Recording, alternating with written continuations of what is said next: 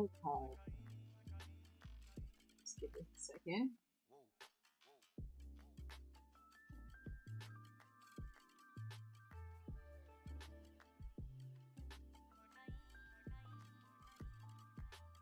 I always forget how long these like ads run for. All right, well, to anybody not seeing the ads, hello, welcome. My name is Ashley. I am a character and creature concept artist and just overall like illustrator, drawer of things, whatever you want. I'm working primarily in the animation industry right now on biz dev related work, and during these streams I just kind of mash a sphere around into a bunch of random shapes and we do sort of like an art by discovery type deal. It's very head in the clouds, just do whatever you want, don't worry about like the technicalities of anything, because you just want to have fun with the sculpting. So that's really what all of this is about. It's not intended for anything to be finalized in the pipeline or anything to do with that. It's quite literally just for fun, and if that's your deal, this is a 4-hour long session of just chilling out, listening to music, sculpting something random. We don't know what it is yet. We never really do. And answering questions in chat. So if you have any questions, feel free to ask. I guess this is just for like the YouTube people anyway, this spiel. So if you missed this one, then you can always catch me on the next one. Or follow the channel for other streamers too. There's amazing streamers here. So hey Reaper, how you doing? What's up, Chris? All right, we're gonna get started. Again, if you guys have any questions, feel free to ask. Oh, actually, I didn't like. I mentioned it on Instagram. I think that's fine. That's fine. Whatever. It'll be a smaller crowd today. It's fine. All right. So what are we gonna do today? I don't know. Thanks, comics. Yeah. Thank you. I wanted to try and get that out of the. Wanted to just try and get that out today because I had started that I think in December, and for whatever reason I just didn't publish it. So I just wanted to like finish it up at least to like a point where I could like share it. It's not like completely done. There's a bunch of things that I wanted to do still with it, but still better to be done with it than not. What I'm doing here, kind of just making some shapes. The idea, some shapes, very relaxing. And yes, anybody watching, I like to stretch the geometry a lot, the geo. I like to break things. I like to scribble on it because I really don't care. It's about finding interesting shapes and finding an idea, because it's just like a lot of the time, I'm sure you've experienced this as well. A lot of you, it's just like, you open up ZBrush or you open up Photoshop or you open up your sketchbook even. You're like, oh, the blank page. What the heck do I do? What do I do? Well, one thing that you can do instead of panicking is start drawing shapes and just kind of like be a little bit loose, like zoom out, see what happens, and then just kind of go from there. Not everything needs to be planned when you're just trying to have fun with stuff, right? I think that's a big thing, like in 3D. I think a lot of people, because when you're in 3D, a lot of us are coming from modeling, which is a lot more restrictive, right? Like you have to follow rules. However, ZBrush lets you break these rules, at least for a time being, if you're just sketching, right? If you want to make this a workable model, you'll have to do things to it afterwards.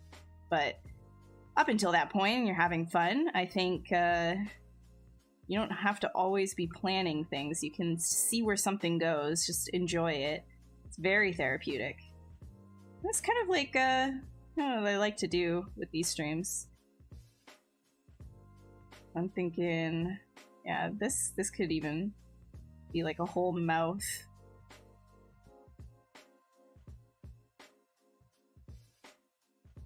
All right, let's see. Hi, James. Change the title, Shane. Wait, let me see. Arthritic. Oh, I hope you're not actually arthritic. That sucks, man, if you are. I had that when I was a kid. Went into remission, though, thank goodness. Okay, wait, let me see if I can actually change the... I mean, the title for me on Twitch is fine. Is it on YouTube that it's not? Do you ever use Sculptress? Yes, sometimes I use Sculptress for things like hands or wings or things that are like close together after I've done like a ton of Dynameshing, but I don't really want to like remesh yet, like Z-remesh and project. I'm still not done doing things and I'm like, oh, well, I'm just gonna like Sculptress in like this area, but I don't do the entire sculpt in Sculptress because I can't control myself.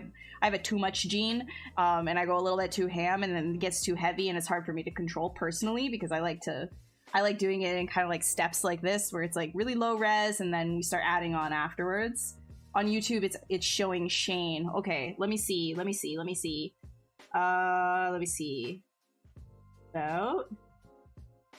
Let's see.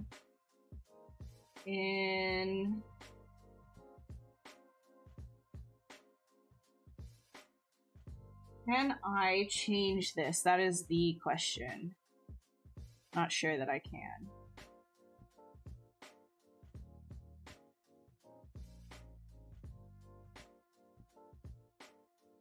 I know other people can. How come I can?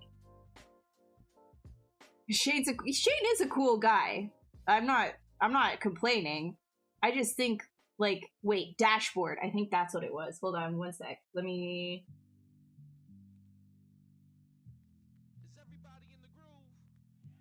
give me a second.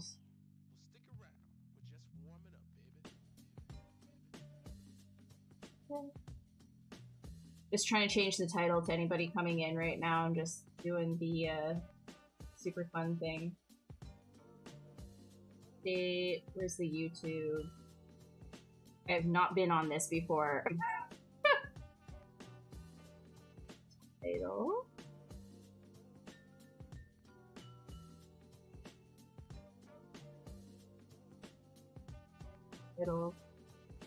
It should be Shane's. It says that it's Shane's, so maybe it's updated now.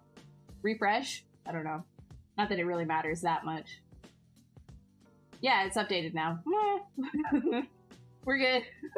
I didn't have to do anything. Alright. Alright, how am I doing? I'm doing alright. I'm surviving, you know how it is.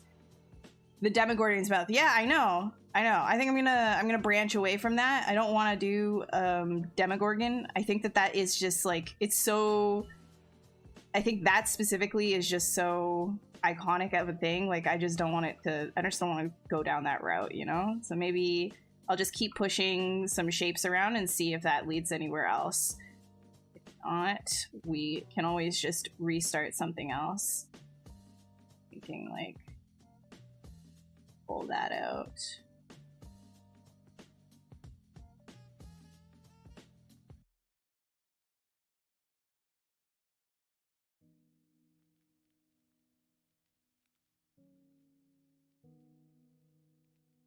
Don't break it. I'm gonna break everything. Everything I touch, I break.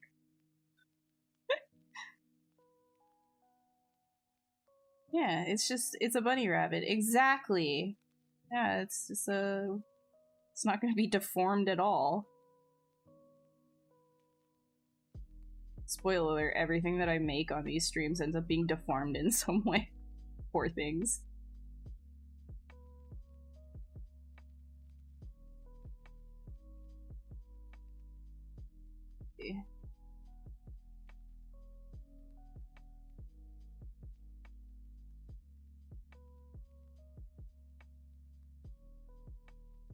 Streams are pretty late. Oh yeah, it's 6 p.m. to 10 p.m. where I am. I understand that it's like late for other people, but it's just like, it's kind of what works with my situation where I am, and my partner works from home as well, and it's one of those things where finding a time, this is what works the best. Okay, YouTube should not be showing Shane anymore. Even though I'd love to be Shane, and Shane's awesome. I'm feeling like an independent woman this International Women's Day. I'm gonna keep repeating that. How many times now? God damn. You'll figure it out later. Oh yeah, no, it's fine. It should be fine. It should be fine. Don't worry. Don't worry about the title. Oh look, it's Framed World. What's up, dude? How are you doing? How's it going? Looks like an alien flower. I know. I think I'm actually gonna put like something in here. I'm thinking like an embedded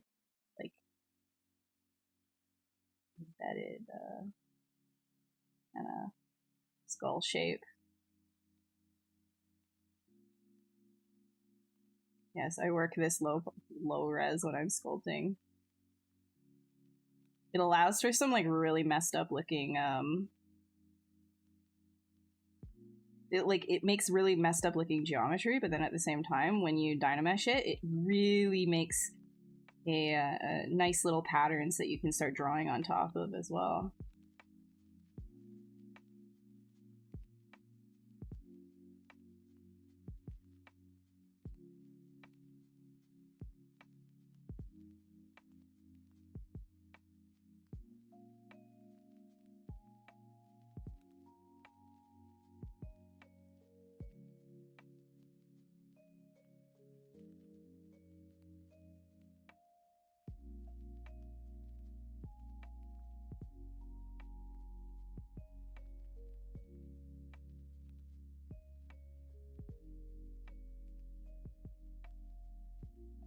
Like, it looks like an orchid, doesn't it?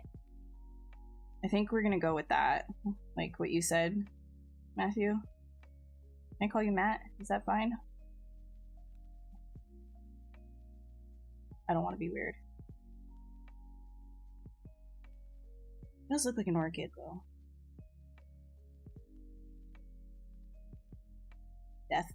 The death orchids. They kind of like already exist, those flowers with the skulls in them. Android Jones's illustration where he uses ZBrush for sketching. Android Jones. Hold on, let me just quickly Google that. That sounds familiar. But I am really bad at matching names to anything, but when I see the work, I'm like, yeah, of course. Oh, that's like the trippy. That's really trippy. I don't think I've ever seen. That's some trippy stuff. I like how like crammed all of the detail. Like I really like that. I like as much as I like minimal art, I really like when people like cram as much like different little things. I know it takes like a really long time to do illustration like that, but when there's so much stuff happening, it's like a feast for the eyes, essentially.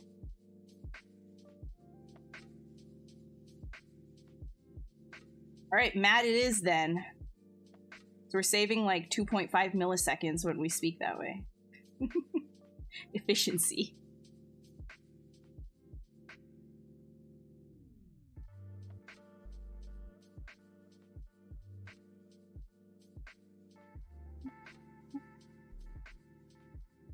Honestly, dude, if you wanted to share your stuff, feel free, by the way. You know, people come in here, but then I'm like sculpting, so I don't like start opening up everybody's like websites and stuff. But if you wanted to share your stuff, feel free.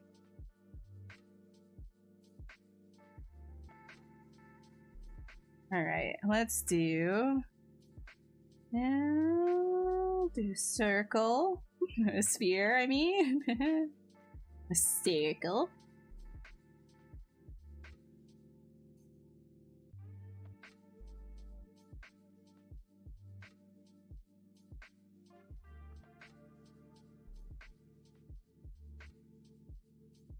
What up, Baubles? How's it going? Your piece is looking like dog doo-doo. Are you sculpting a lot? Are you doing like a nasty concept from Chaos type thing too? Like you just pulling? I want to see. If you're doing that, I want to see. I want to see it real bad.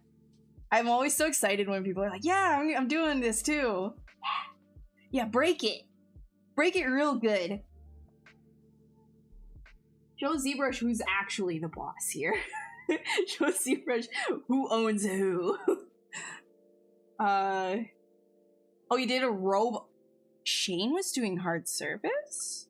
Question mark? Are you sure it was Shane? That's awesome. Many talents. The man of many talents. I missed him today.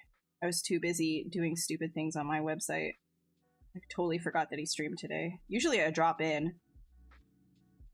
Usually. Everyone was Shane because he's I was gonna say something stupid. We're not gonna do that. Do I have a YouTube channel? No, but I do have a website. I'd like you guys to check this out. So I'm not on ArtStation anymore. They've been handling the AI situation in a very unfortunate way. So instead I decided, why not be independent? It is the day for that. And I moved everything over. I migrated everything over to my website. So I'm gonna still work on it, and like I might even add a entire section that's dedicated to specifically the stream FAQ, and then like maybe like some resources where I link to like other people's tutorials and things like that.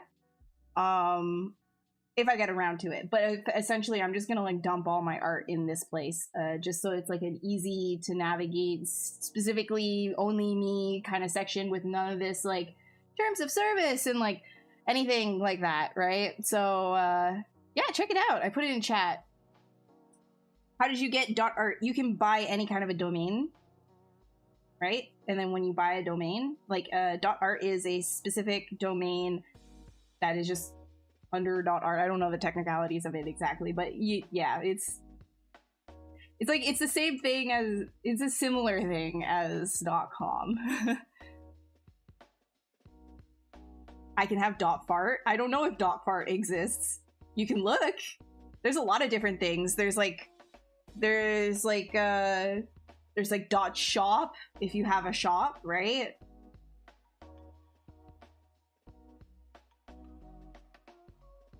Album cover work. Oh, you saw that. I don't. He didn't reach out, and that's fine because like my stuff is very particular. I think I enjoy doing it, but if somebody's looking for a very specific style, like it makes sense that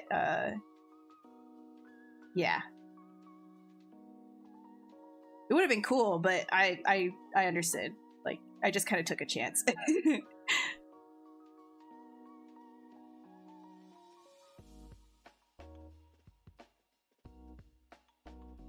Gengar! Yeah, that was a painting that I did for my friend. My bestie. She loves Gengar. What's up, nice guy? Bob sees all. The Bob is Legion, just like Ashley is Legion.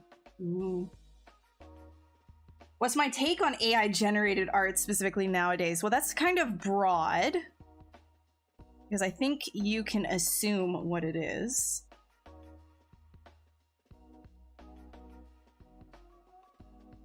I think specifically, my problem is not the image generation itself, and it never has been.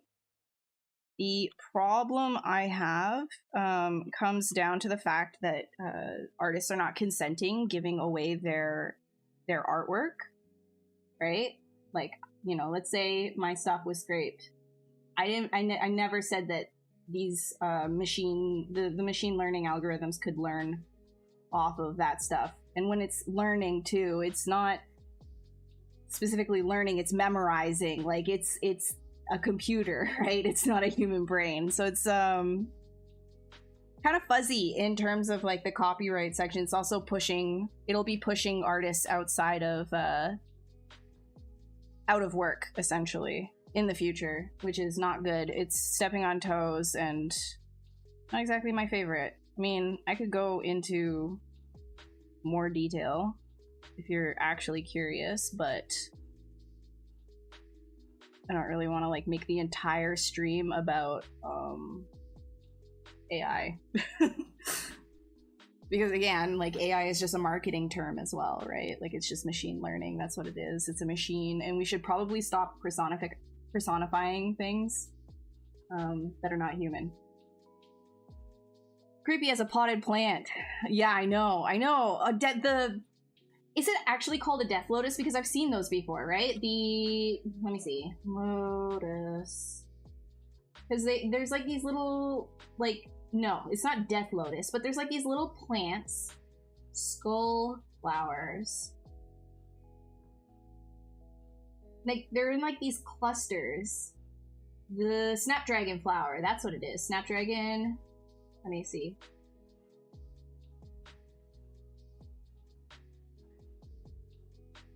It's the seed pods. The seed pods for it. It's so cool. They're so freaky. Let me get a good picture. It's a good picture. Look at this.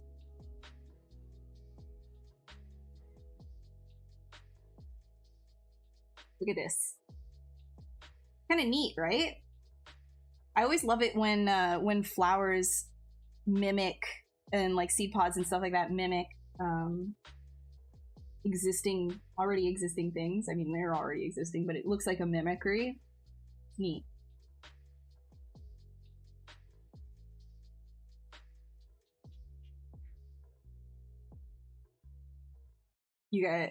You guy look kind of noble today. Who?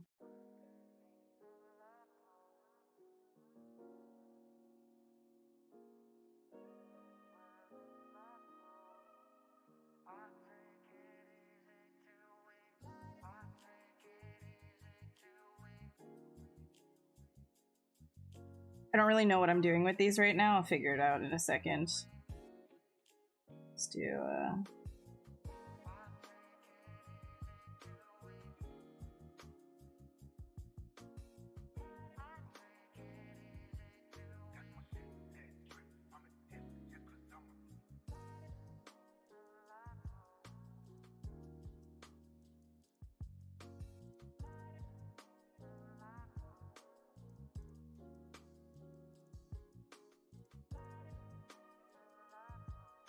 a video where I sculpt Gengar. That wasn't a sculpt, that was a painting. So, and no, I don't have a video of that. Studio in Asia. No, I have not. I've been contacted for such, but no. Yeah, it does look like it's true. It's going, yay, I'm dead. Same, bro.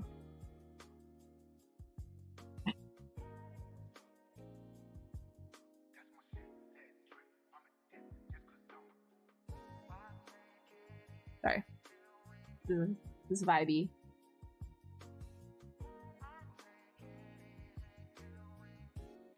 Yo, we can't have a sculpt if we don't do an IMM body part of some kind, you know?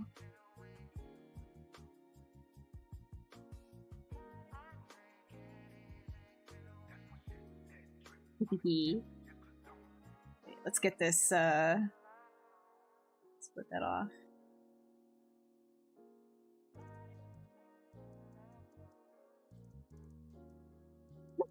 Now he just wants a hug. Well, we'll figure it out. Don't worry, we'll figure it out. I don't really know what I'm doing. That's always the case. You know how it is. You know how it is. Make fun of it while you can.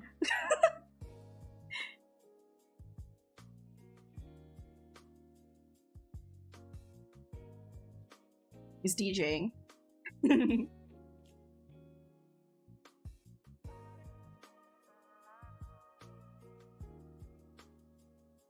They're all huggable. Yeah.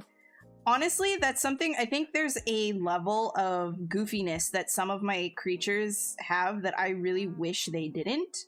And I think that's part of the fact that, like, I think too much of animation, like the animation stuff that I do, comes through in some of the creature work that I do for myself. And that's like sort of a big critique that I have for my own work personally. So I think a lot of that comes down to proportion. And I think just like recently, I've been more aware of proportion problems. Like, not problems, but stylistically something like I want to change. So I've been working on that.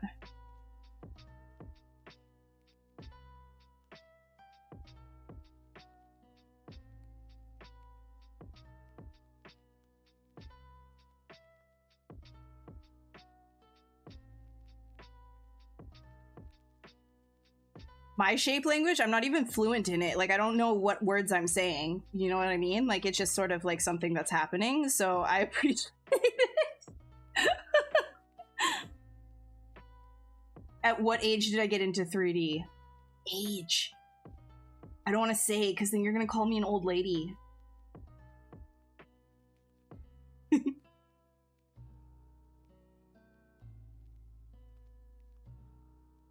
Gang gang. Flowers are gangster. Actually, that would be so metal. Imagine like a gang called the Street, like the Death Lotuses. The Death Lotus, like you're part of the Death Lotus gang or some like crazy thing like that. Metal. Scary. Like some Yakuza type, I don't know.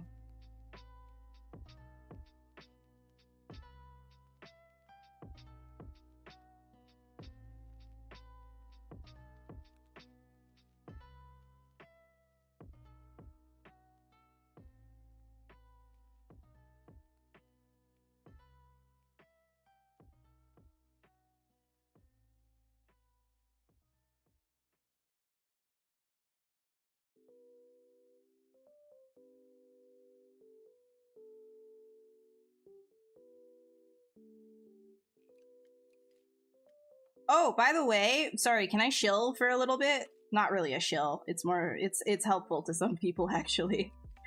You guys mind? I'm gonna share. I'm doing a CGMA class! I don't know, you probably already know that. I'm sorry, that was very extreme. But if you want to learn ZBrush, Michael Pavlovich, here, I'm putting the link in the chat. Michael Pavlovich has made this course for his CGMA, and I'm going to be instructing it this spring term. And seats are already more than half full, so if you're interested, check that out. That's going to be starting April 21st, I believe. So soon-ish, like a month and a half. So if you're interested, check it out. There's going to be weekly Q&As, and you have 6 weeks to complete a character concept. And I'll be basically, you know, you're going to be handing in homework every single week, and I'm going to be looking at it and giving you tips based on the videos that Michael Pavlovich has made for this course specifically. So check it out. Check. There's like a brief, small little bit about topology in terms of like Z Remesher, right? And Z Modeler, nice guy, but it's not like super in-depth. For something like that, you would have to take another course probably for that specifically, but this is to get you comfortable. It's like an intermediate class to get you comfortable with ZBrush. So if you already know the basics, like how to navigate the UI and all that kind of stuff, then that's great. If not, he also put a week 0 course within that course as well to catch beginners up, like beginners up, if they wanted to get into that they would watch first before doing the intermediate levels. So yeah, it's gonna be fun. I know we've already got over half of the seats full, which is really surprising to me, and I'm super excited. So I don't know, it's gonna be a lot of fun. There's like CGMA too, it's really cool because they have like, it's all laid out. It's like a whole thing, like a whole very dedicated online teaching platform, and there's like a whole forum where we can post like threads and questions and things like that and talk to each other, and it's cool. It's like they've got an old like Discord like integrated into it and everything. It's neat. It's really neat. Check it out.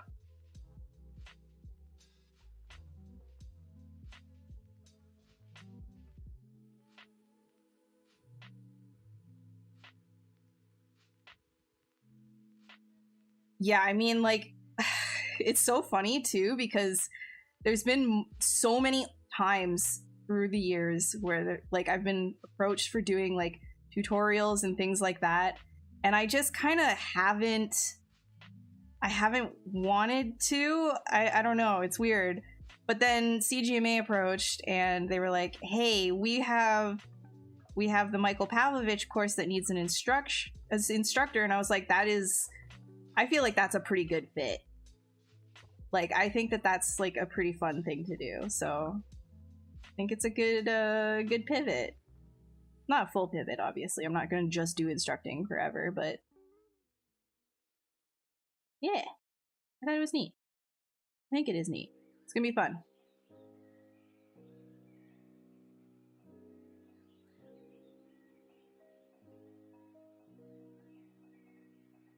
Okay. Hi, Hugh. How are you doing? What's up, Thomas?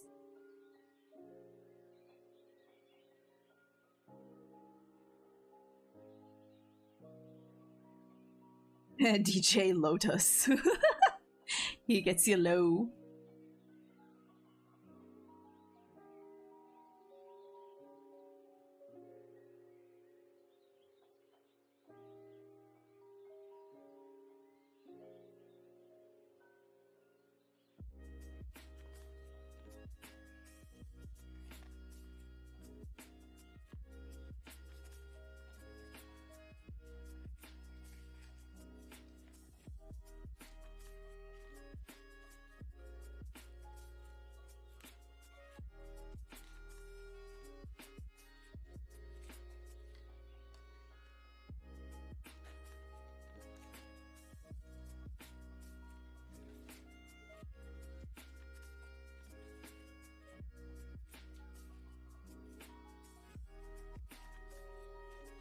You do be creepy. You be looming. What's your reference to make this creature? My brain. I'm not looking at reference for this. It's just a fun, you know, do a whole bunch of shapes and stuff and figure it out as you go kind of thing. I encourage this type of exploration and discovery of your own art because it's freeing and it helps foster a creativity and sort of, I want to say, a self-confidence, like a confidence in yourself to kind of discover and figure out shapes and things as you go. Because I think, what am I trying to say here? There's a lot of repeating that I'm doing in those last sentences. That's, I think it's good. Unconscious sculpting. There you go. You're just drooling from the side of your mouth as something's coming out. I don't know, upchucking something, shall we say.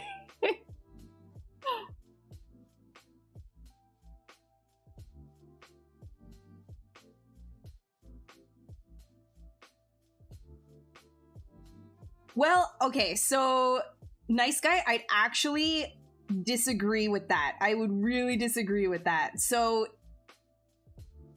I think what you mean to say is creature anatomy, for example, is easier to get away with things that don't necessarily look real than it is to get away with a human like physiology that doesn't adhere to real human physiology. So if you don't know your human anatomy, it's a lot harder to sell a character. But if you don't know creature anatomy, because people are not constantly looking at animals the same way we're constantly looking at people, we're not going to quite say that a creature doesn't look right. In fact, it can be a lot more abstract and it still can sell.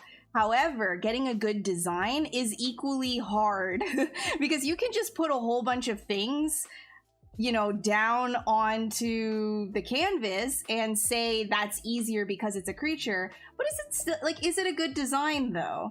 And there's a lot of things that go into a good creature design, and that really depends on what is it supposed to be for. A horror creature, right? Something that is for a very specific horror needs to adhere to the reason why you're telling that horror story in the first place. If it's just like gory for the sake of gore, no one's going to really have that psychological horror effect. You need to kind of lean into the aspects of that story that are getting at the back of your brain, making you kind of like really freaked out. For example, we'll just take Alien as like the cornerstone of all of this. Like, it's really so easy to describe, right?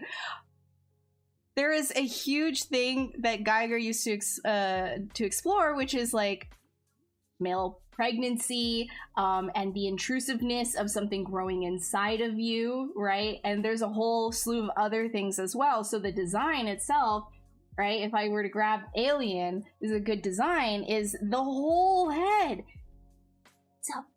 That's a penis, right? So, so because he's exploring these ideas, it translates into his design, and that translates into the horror that's being sold as well, right? So that's sort of just the tip of the iceberg on how to create a good design for that type of creature. There's other times as well, right? Like a whimsical one. You don't want any kind of a terrible, scary aspect to it if it's whimsical, unless it has a very specific purpose to it, right? And it all comes down to the story that is being told. So I wouldn't say that a character specifically is harder than creature design. I would say the anatomy aspect of it, you can get away with different things if you're just, you know, putting it out there. Like, you could fool people, right? But a good design, it's equally hard. Good design across the board. Good design for a box even is hard. Like, just doing good design is hard. My brain bank is it lags these days, but you know, you start your mentorships with it to gauge how students think about form theory, and honestly, dude, that's like a really good thing too. I completely on board with that. Totally on board with that. I think it's really good to loosen you up as well, to sculpt like this, even draw with just like big forms and stuff, and just like not really caring too much about like planning, you know, the end result, just having fun with it. And then if you like something, if you have ideas, then you can always start planning on top of what you've done, right?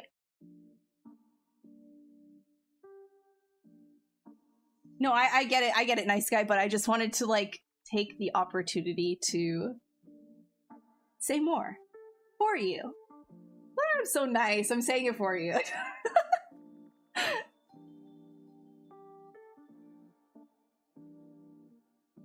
When you're relying on reference, you're still learning, but the idea is to not copy. I think that's a really big problem. A lot of new artists, when you've got an entire reference board in front of you that is, you know, your PureRef is open, you've got all of your references, and you're zoomed in on a couple of them, you just like, you're not sure where to go, so you just start copying. Maybe you don't even think that you're copying, but you're just copying, and this is for your own little design. You end up not getting a good cohesion between what it is that you're looking at. And you're also not necessarily learning why that looks good or how to integrate things in a good way. So I recommend, like, you know, initially you can have your reference board, but don't be looking at it like crazy. Maybe like look at it, glance at it, really look at, don't be working at the same time, like glance at it, and then put it away, and then just start doing some stuff and look at the shapes that you're making in terms of your creature, your design. Just have fun with that, then open it back up again, do another glance over, right? And start like really, like, let's say you had like an alligator foot, just start like really looking at like the main shapes of that, break it down in your head, because when you start thinking about these things, it sticks more, and you can translate that in more new and exciting ways rather than just copy and pasting, right? Because you're an artist, you're not a copy paste machine, you know. That's what we've got AI for. Half joke.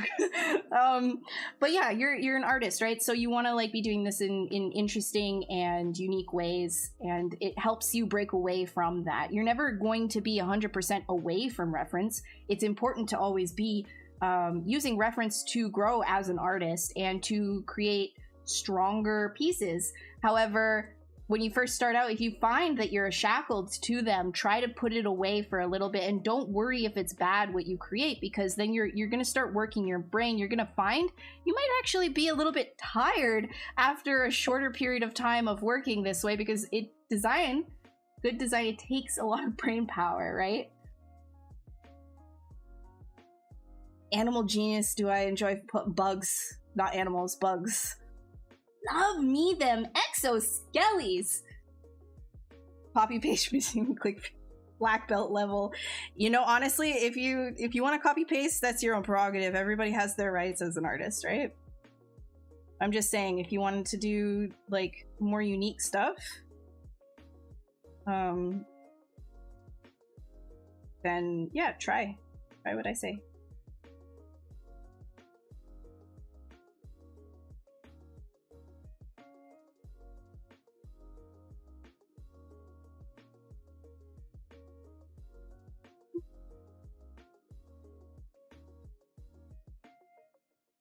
I also really encourage you to try, like, okay, so you're doing 3D, and let's say you're like, oh my god, all I do is like sculpting. Maybe you love it to death and you're like never bored. Okay, machine, good for you. But me, my focus kind of goes off in a bunch of different things, and I actually benefit from doing things in multiple mediums. I do a lot of drawing as well, and that's super therapeutic. I love drawing. So it's not all just, it's not like 100% 3D either. And I find too, when you switch mediums and then you start trying to like learn, let's say anatomy, right? You're actually picking it up in like a different way and learning it through another medium, and that will translate to the other medium that you're going to be using too. So anything that you start doing in 2D, maybe it's even faster for you to learn that way. Then you can translate it back to 3D because now you've got that information that you're putting down a lot faster, or in a way that you don't have to think about it as much, right?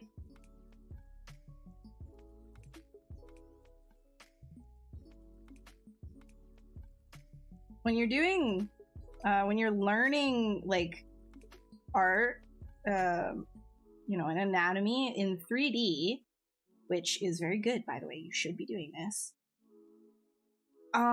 It can be a little bit rough because you're doing everything three-dimensionally, so you have to worry about how it looks constantly as you're turning it around. It's very important to be a sculptor. However, if you wanted to start just like, you know, quickly drilling it out and figuring out how does something work, just start scribbling it down on paper. It doesn't have to look good. It can look like absolute nothingness. It's the fact that your hand is doing it as you're thinking of it and you're figuring it out. It doesn't have to be a beautiful style or anything like that. It's sort of like a problem-solving technique, right?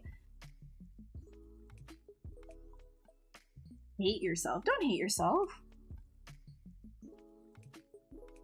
You get the urge to make something, but then the burnout just hits you hard. Well, it's important to take breaks too, right? Like, just because people are constantly going to be creating all around you, right? There was like a few months recently where I just was not doing anything because I am unfortunately losing, well, we don't know, maybe it'll come back, but like losing one of my eyes, right? So, well, eyesight. Still gonna be in its socket. So, you know, that's like, it takes a toll on you mentally, right? And you sit down and you see everybody else is like going and going and going, and then you're here just kind of like, you know, oh man, like I can't keep up with everyone. But you have to give yourself the time to just enjoy other aspects of life and then come back to it as well. You don't constantly have to be grinding. In fact, if you are constantly grinding, you're going to wear yourself out faster and you're not going to love what it is that you do. Have I felt the effects from my sculpting? Initially, but my brain has compensated. Like, it's so... Dude, your brain is nuts. It's actually so wild how it works. Like, if I don't think about it, I can actually not completely... I can't even really, like, tell... Which is crazy because if I close this eye, I can't even read. Like if I close my right eye, yeah, it's like it's wild. But like you know, I keep it open and I can't even really tell. It's kind of crazy. And I'm thankful for that. So.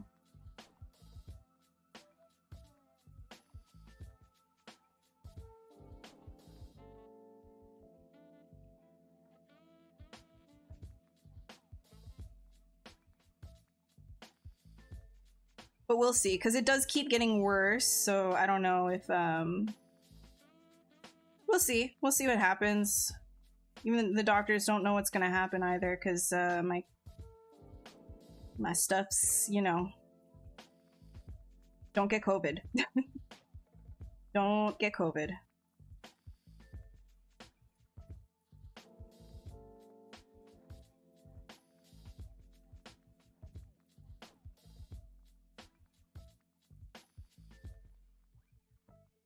It is. The human brain is so OP. It's ridiculous. You're back to hit ZBrush hard. Yeah, that's good. That's good. Well, don't hit it too hard, right? Give yourself breaks. Last time the eye doctor tried to help and you could never focus. Yeah, it's rough, man. It's really rough too. Like when I was in the emergency, like I've been going to the hospital multiple times a month for like 5 months now. It's it's a lot. But like the initial time, it was like when I was first admitted to emergency and stuff, that was I think 4 days straight my eyes were dilated and they were just putting so many different types of drops and doing every test in the book on my eye. It was so hard to deal with that. Oh man. Yeah, a lot of people have visual impairments in the art community. It's honestly like it made me feel a lot better seeing how many people are really, really good artists still, and they only have like the one eye, or you know, or struggling with things. You know, people, you just make it work. You have to make it work.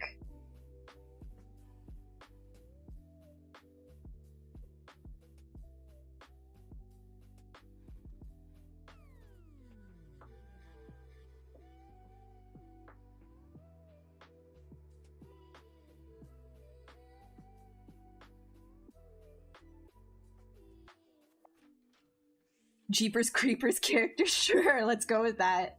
Jeepers Creepers, it's been so long. Yeah, COVID was really bad for me, and I'm still dealing with it. I have I've got those what they're called, micro clots. Can't. It's a whole thing. It's a whole thing. It's not fun. You don't get COVID. There's like literally nothing else wrong with me, so this literally came out of nowhere, so I'm just like now I'm just like a complete hermit because of it too, because it's like, oh, it did this the one time. I only had it once and did this the one time, so I'm like I guess like I'm going in the trenches every time I go to the grocery store. I have to laugh because it's messed up. When did you say it's starting? The CGMA thing? Yeah, the CGMA course is starting April 21st. Should be April 21st. Let me just log in and see real quick. Just make sure. Yes, April 21st. It's gonna be on the weekends. It's easier. So no, the registration ends April 15th. So April 21st is when the classes start. You could always get a head start if you're registered, I'm pretty sure. So first, 2-1, 2-1, 21st, 2-1. I could just type it. There you go.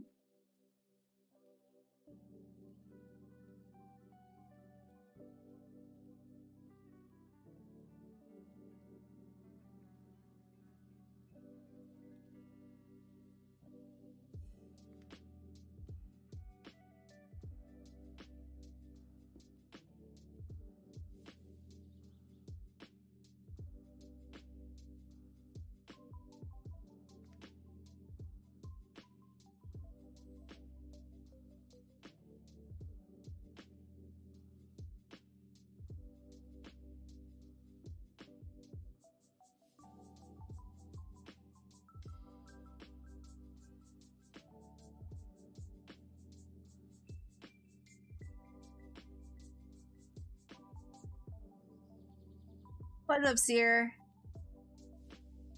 No, it's okay, Ashina.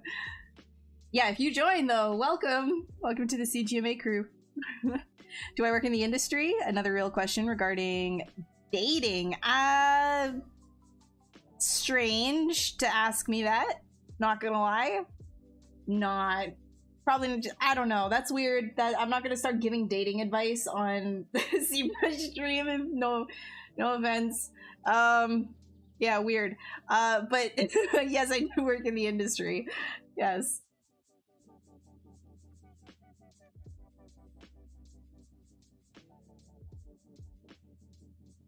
Yeah, don't. No, I'm not. I'm gonna avoid this.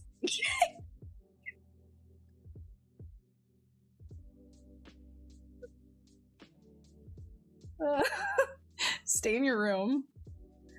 Don't do anything. Okay.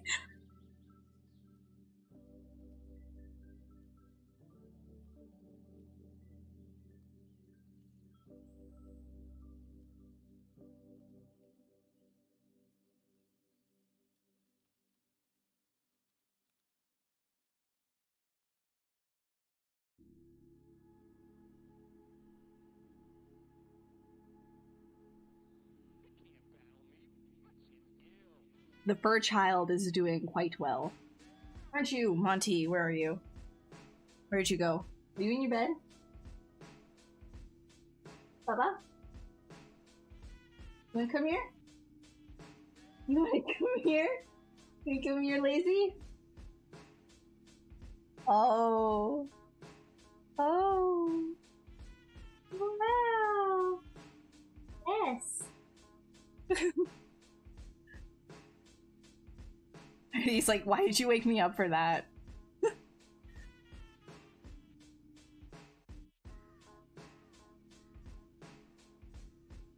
Secrets to the best scrambled eggs is don't listen to the Gordon Ramsay thing. I know Gordon Ramsay has a video on that. Don't scramble your eggs. Don't do that. There's better ways to eat eggs than scrambled. It's just like, if you scramble your eggs, they kind of like disappears into, like, 2 eggs might as well be a half of an egg. There's like no egg there. Don't do that. Stupid. Why are you even eating it?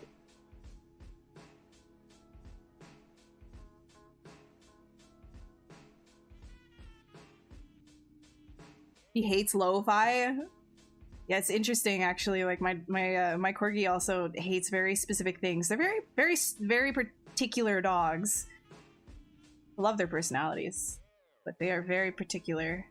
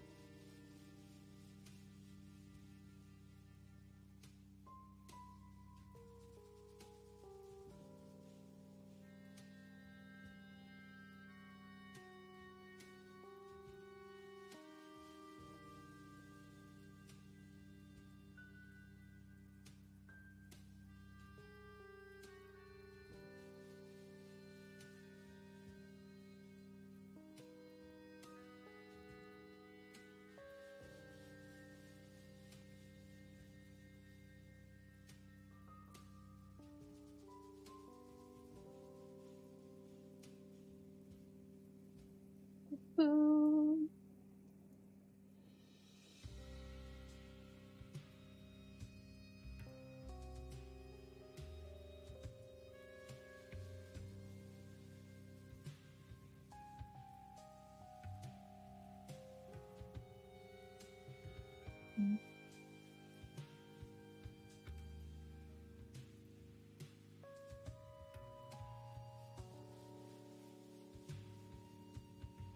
It is meditating. Okay. Okay, listen, okay, I know I just kind of like dropped that scrambled egg bomb on you guys, and then I just kind of walked away from that conversation, said it doesn't exist. Okay. Anytime I put an egg into the, I put 2, I put even 3 into a bowl, I go whoop, whoop, whoop, whoop, whoop, whoop, whip them up, put some like creme fraiche into there, right? And you start like doing it. It only takes like a minute. There's less egg than you started with. It like evaporates or something. What do you mean? How am I doing my eggs? How are you that they don't just disappear? Because I swear to God, I'll put the scrambled egg mixture into the pan and it's gone. It's gone to Narnia or something. Like, egg goblins have come and taken it specifically because they knew that I wanted scrambled eggs. No, they fluff into like a condensed, like there's no more egg. It's not more, it's less. I'm not wrong. No, I was scrambled, okay? I wasn't doing an omelet. Scrambled. Yes, it is sus. It's completely sus. Don't do it the Gordon Ramsay way. No, it's sus. Like, okay, you know what?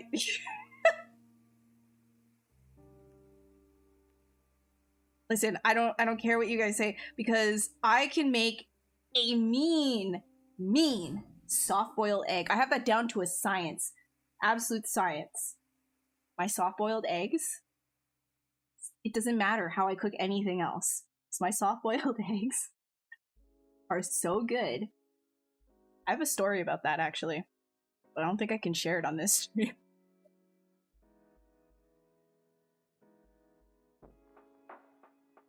Poached eggs? Okay. They're kind of like hit and miss for me. Because, like, I don't like... I don't know.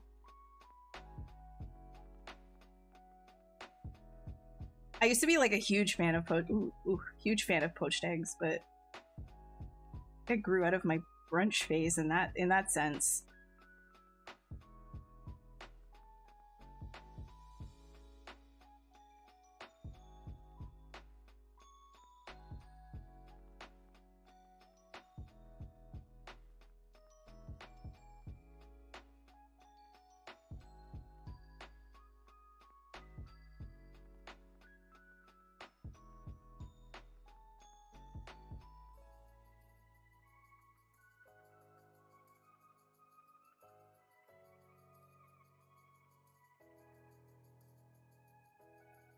Good, go eat. It's a midnight snack for you, Midnight. Okay. I'm not over my brunch phase, because if somebody is just like, it's time to eat and it is at the time of brunch, then I'm like excited. But specifically poached eggs. Now you have, wait, I don't know where you're located at. I'm in Montreal. Brunch is massive here, and I think I've overdone it, because poached eggs and stuff like that, it just doesn't like excite me anymore. I need something new and stronger. I can't, it's not a drug to me anymore, you know? Okay, East Coast. So do you also have that like brunch culture then, like the heavy brunch? I know New York probably also has that.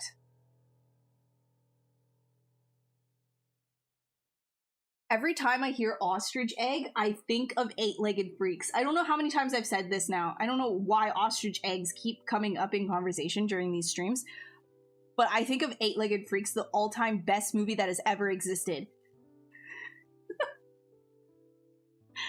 You're from Jersey, so you have, massive breakfast date. I have no idea about anything in terms of culture in the United States, so please tell me more. I would like to know. I am uncultured with the United States.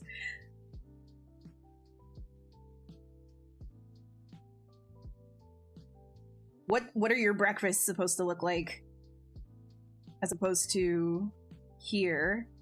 We like everything. It's like maple syrup is massive. I actually find that there's a lot of places that are just like, ugh, I don't want to do maple syrup anymore, and then it's like pseudo barbecue or something like that.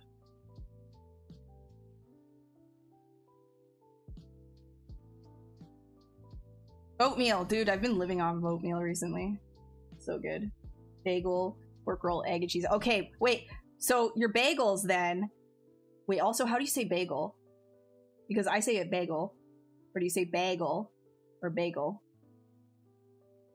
There's like multiple ways to say bagel, right? Okay, there's like so much going on. Hip area is disturbing. Good. Good. Don't you have a cut butt? He's not bulking anymore. He's like literally cutting. I'm gonna sculpt the butt while being upside down. Clench that. I do this way too much.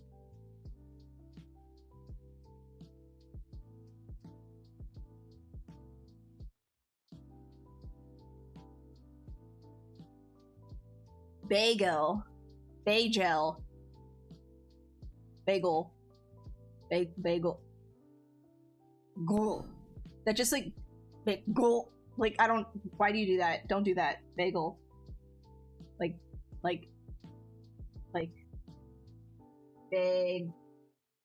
Bagel. Like gargoyle. Bagel. That's the only correct way. Bagel. Bagel. Boggle? Who says boggle? Who does that? Why are you doing that? Stop saying boggle. Why are you favorite? Okay, so I haven't tried the New York bagels. Because apparently that's like, ooh, that's the best one or whatever. Like, I don't know about that because the Montreal ones are really good. They're very good. Like, they've got places here called Saint Viateur, and then they've also, sorry, I have a bad accent. And then they also have Fairmont. And they're kind of like the same in my opinion, but that's like sacrilege to say. So, you know, whatever.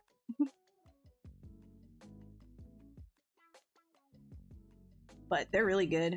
I think I really like rosemary, the rosemary ones. I really like sesame seed, just like the basic plain stuff, because then you just really taste the bagel.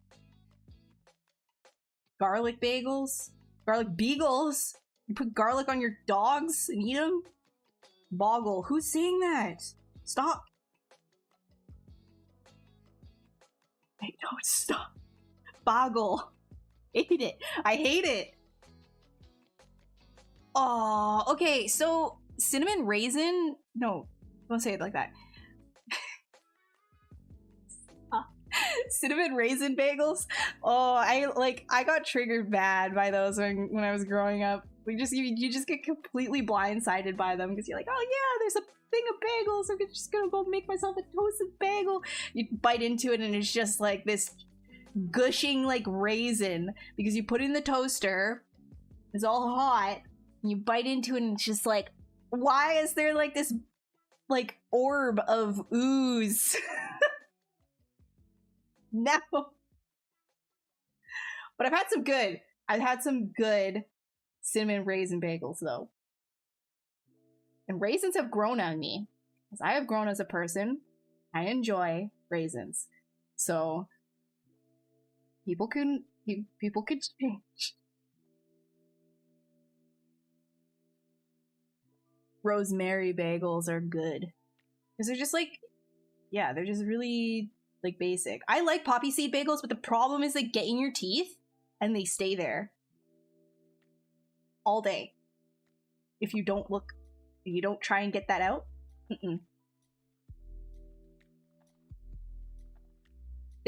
The eggs do shrink when they are scrambled. You are correct. They do. The eggs do shrink. What do you... Are you trying to say that the bagels should shrink in the toaster or something? I'm missing this. Cinnamon sugar? The Omen... What? Why?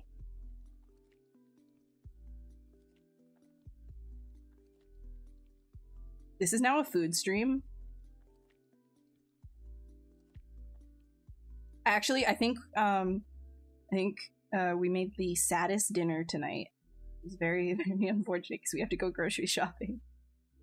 And we thought we had ingredients, but then every single time we pulled a thing of produce out of the fridge, it was not good. It was like squishy, or it had like rotten bits, and you had to like, you know, it's just sad. So then it turned out to be like, oh, we have a lot to make sandwich with.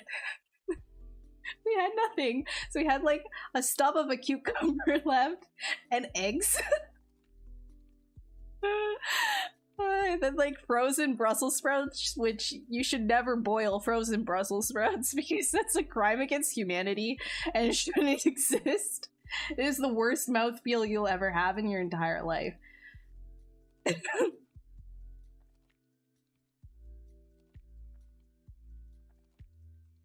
Spider butt. There it is. There he is with his spider butt.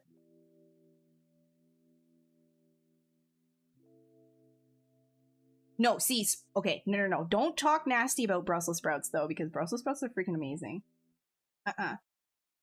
No, okay, again. Produce is expensive right now, okay? So I've been buying a lot of frozen veggies to supplement in things. We tried a bag of frozen Brussels sprouts. Which were on sale. Ooh, that was a mistake. Don't do that. It's nasty.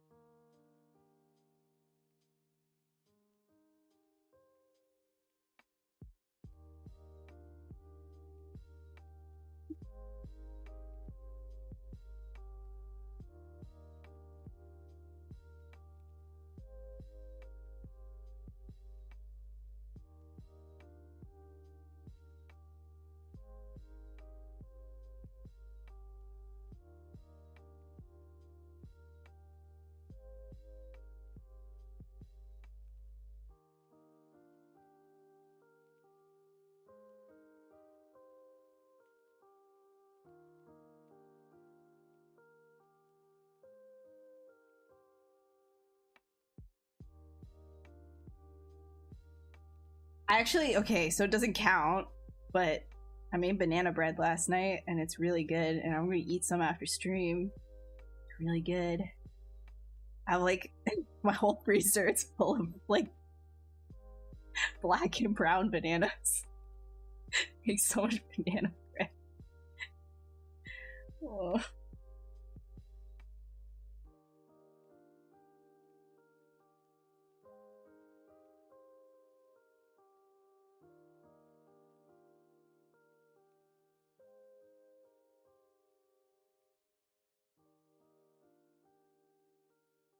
Yeah, bread is good.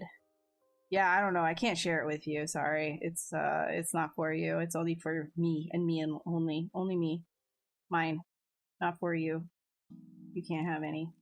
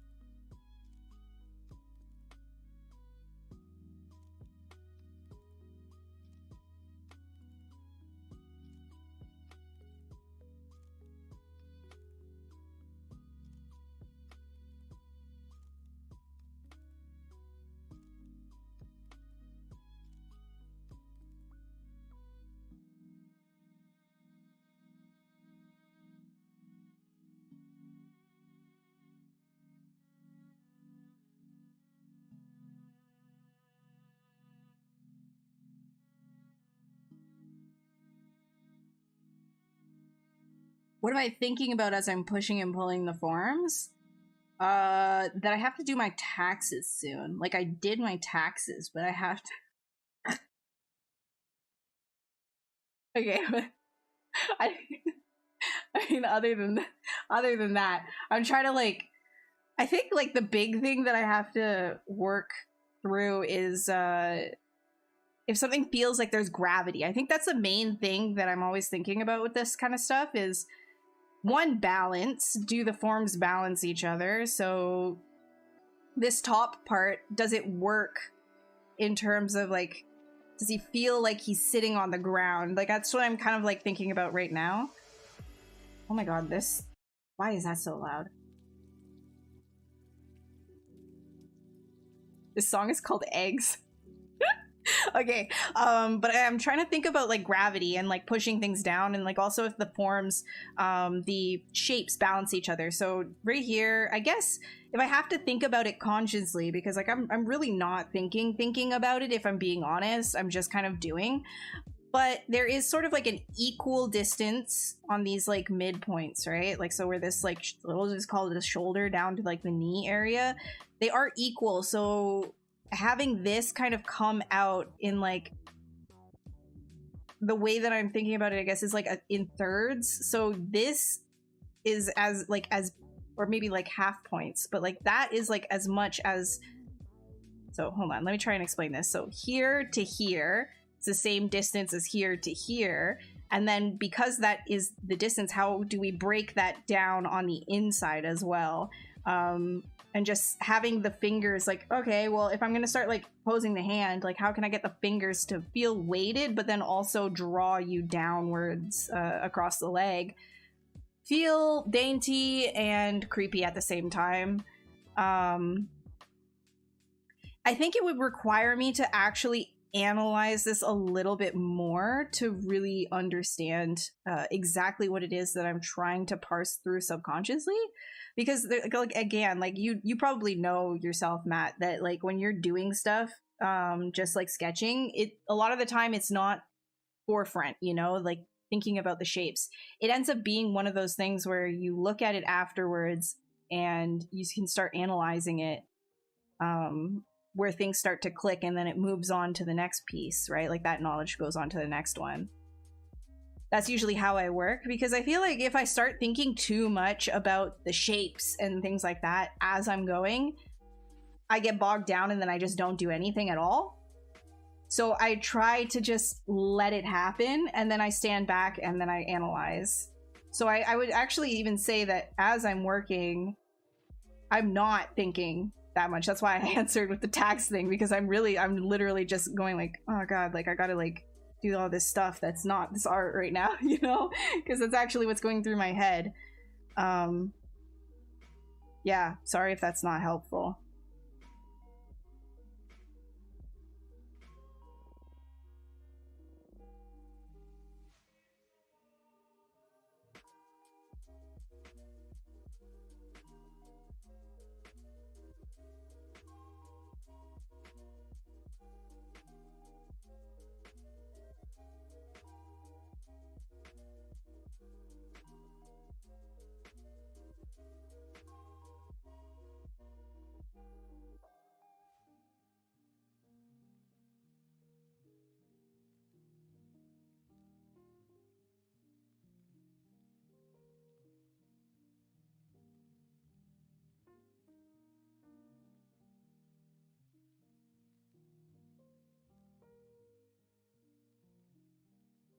Yeah, it really helps to understand your anatomy. And the thing is, you don't have to be an expert, despite what a lot of people think. You don't have to be like this like master of anatomy to be a professional character artist. You just need to know enough of the main points to know what it is that you're doing and how to fix your stuff if it's not looking right. Because the thing is, you're always going to be using reference, right, when you're doing anatomy.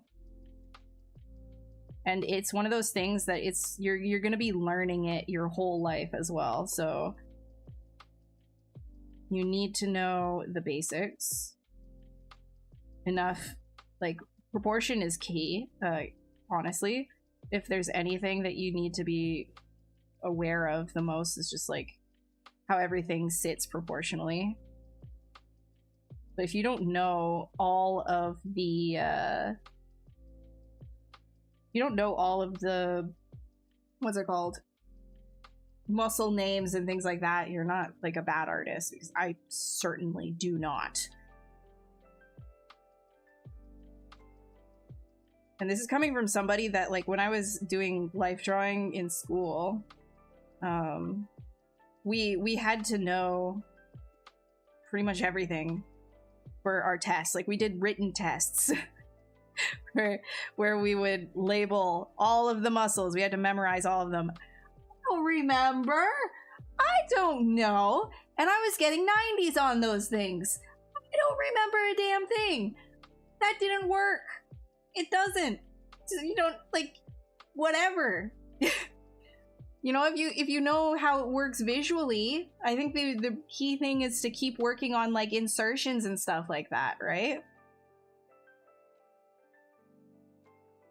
Art school, I think, honestly, like, I'm glad that I went to school because I got to meet my partner, right?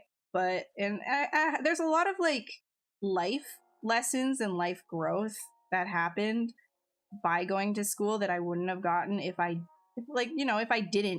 just, like, decided to, like, learn online. However, if you can't afford it, like, just don't. You can get everything online now. For example, I'm teaching a CGMA class. Sorry, I had to.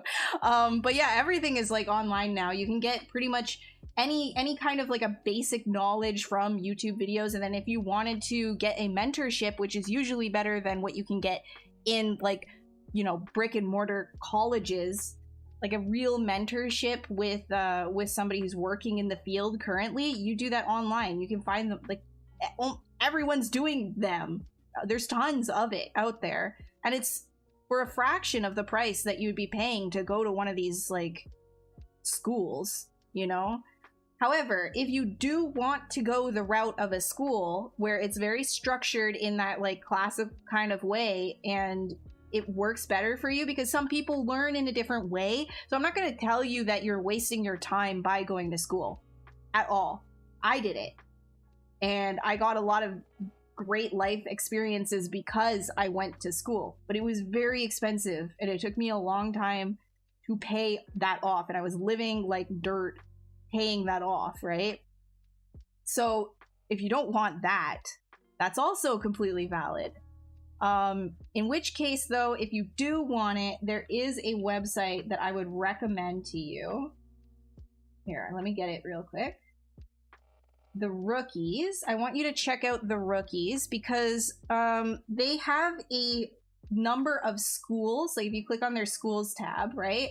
And then you look at, like, even their featured schools or their school directory. These are all schools that The Rookies have approved of being, like, legit, right? Because there's a lot of, like, I guess, like, I don't want to call them, like, scams, but, like, you're not going to be getting...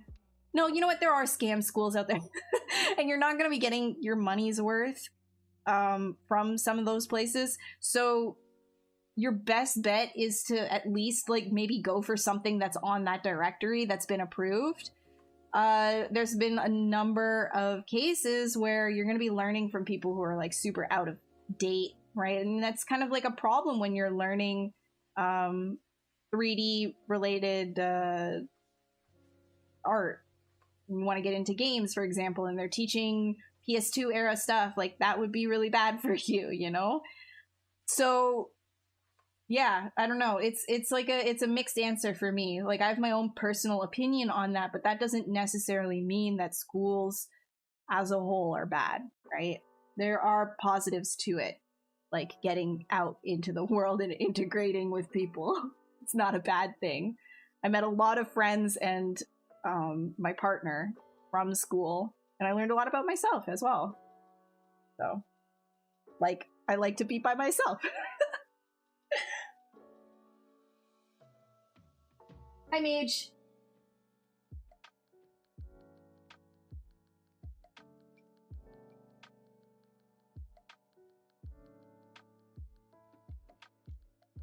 Yeah, I would say the sole benefit to in-person schools is the life aspect. That's the sole benefit, I would say.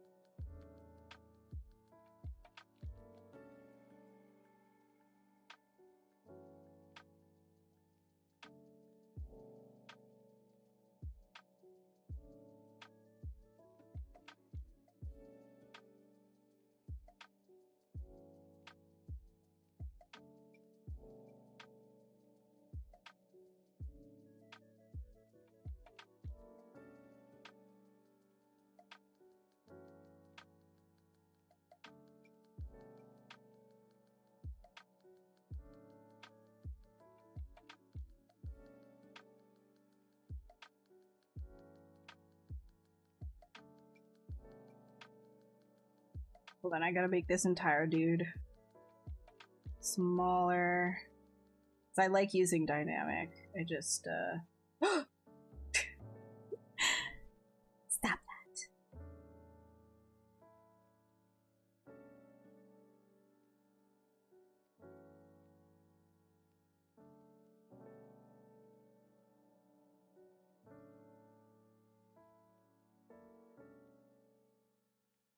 You're going to school for the foundation. You do Shane's nice. So you're like doubling up. That's really good because you do end up having a lot of time when you're in school. That's how I learned 3D, was on my own. I was learning it after, like, I just was kind of neglecting my layout homework and stuff like that. I'm sorry, Piotr, if you ever decide to listen to this.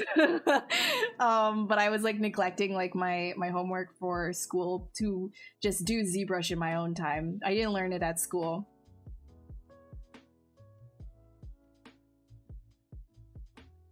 Ryan King, yeah, I remember Ryan Kingsley. Yeah, I started watching his some of his work as well when I was in school on my own time.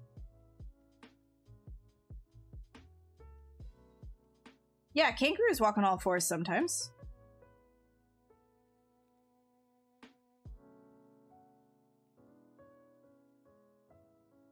Are we talking about dinosaurs? What's up? Of course, Mackie! I enjoy doing these. They're pretty chill, and I get to just talk a bunch. And you guys laugh at my stupid jokes, which makes me feel good about myself, so. Your dream school is Nomen? Yeah, I hope you can get admitted one time. That would be good.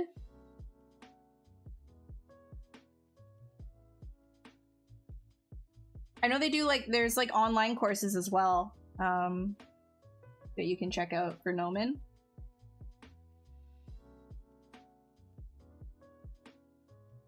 You didn't go to school, you didn't even finish high school, you're self-taught and was in the industry within 6 months, learned a lot on the job.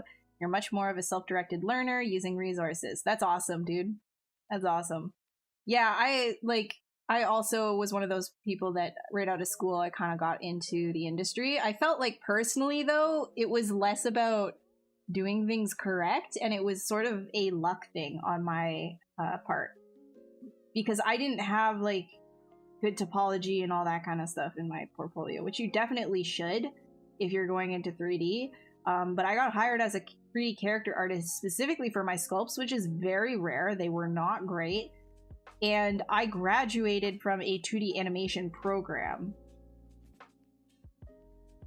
So it was, you know, it was very like, I got pretty lucky getting the job that I did. And it wasn't related to what I went to school for, but it was literally like a week after I graduated. So I was like going to like job fairs and like getting in people's faces and stuff, right? Not in like a bad way. Fake. Help. I'm sorry. If you were ever a recruiter and I was being like bad, I'm sorry. Thanks for hiring me. I don't know. Yeah, you have an illustration BFA. See, there we go. Like, I feel like a lot of us, we kind of just didn't go to school for what it is that we ended up doing, which is typical, I find, in the art world. Because it's all about your portfolio, and you find out, too, like, going through school, you find out what you don't like and what you do like.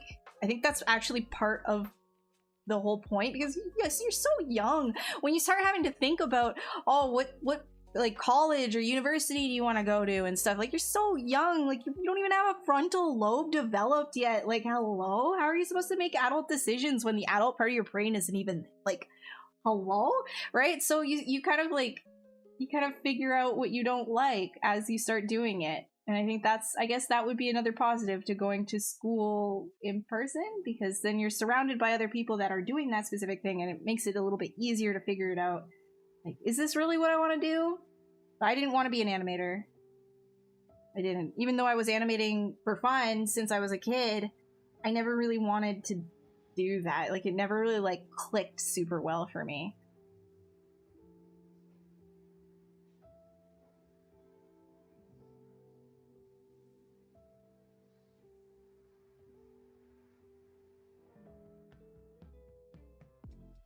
Okay, what are we doing here?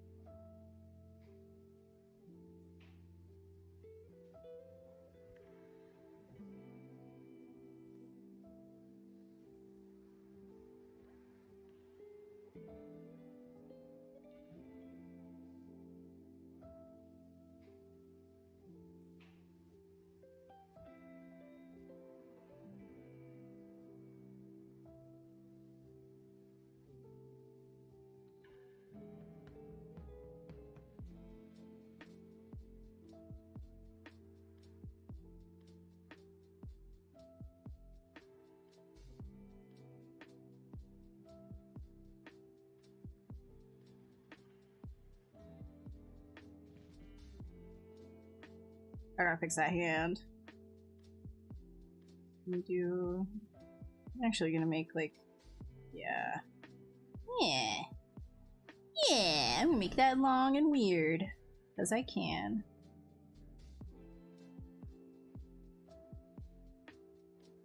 You got an issue! Oh no, mage! When you're building muscle from forms like abs with clay buildup, it leaves a gap between the stomach and muscle.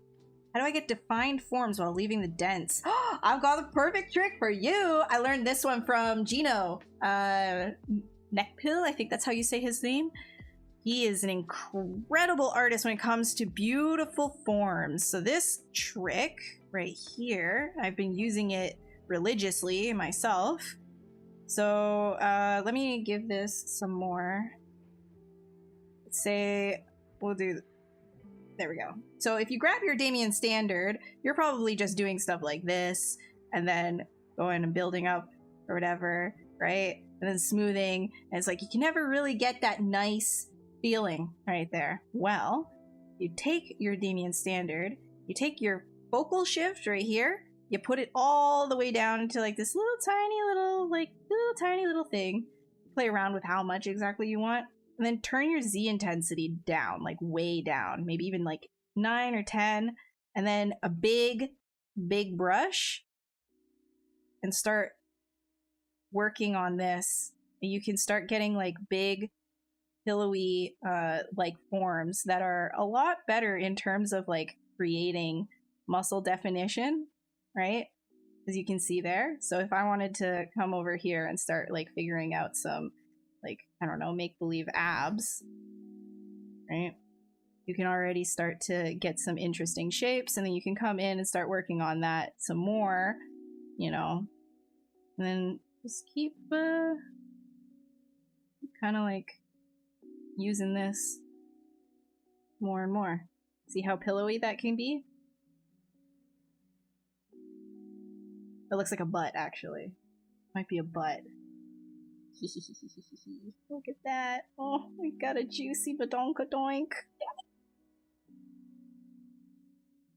So that one, you can thank Gino for that one. Geo, not Gino. My bad. I'm so sorry. Geo. Geo.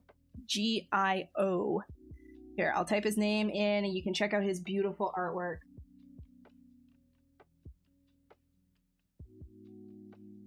There you go. Saw him use that one time and I've been using it since. Oh, don't delete. I almost deleted everything. Delete that one specifically. There we go. Oops.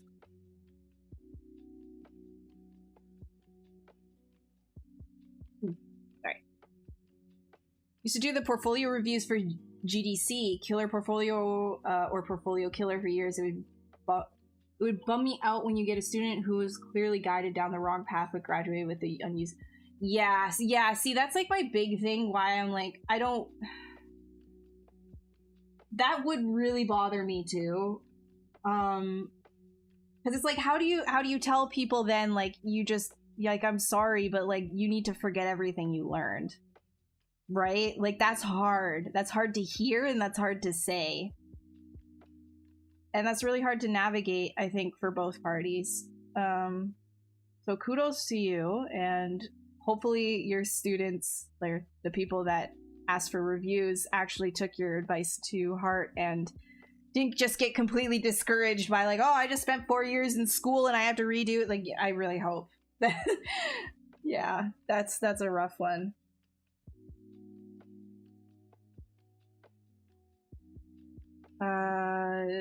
Specialize in sculpting feet. Hell yeah. Oh yeah, that's that good stuff. I actually really like drawing shorthand feet. It's a lot of fun. Don't think I'm weird.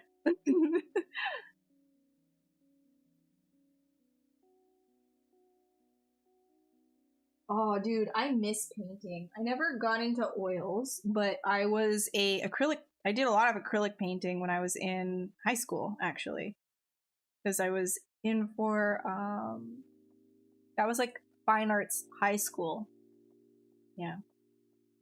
I know, but fine arts high school, ooh, bougie. Yeah, I know. Trust me, I know. It was public too, believe it or not. Crazy. But I didn't get any electives. It was all studio time. Like, just me and my painting.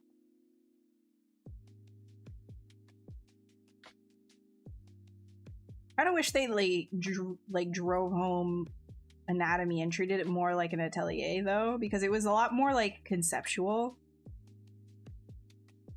But like, they didn't teach conceptual, and I don't mean like concept art. I mean like feelings and emotions, but they didn't like teach that very well when I was there. So I've only recently been connecting with my art emotionally a little bit more, like letting things come out in the way that they want to, in a sense, if that makes any sense. Like, I like to discover what it is that I might have been feeling or thinking that I haven't worked through just by putting lines down on paper. You know, a lot of times it's very abstract, but I enjoy that.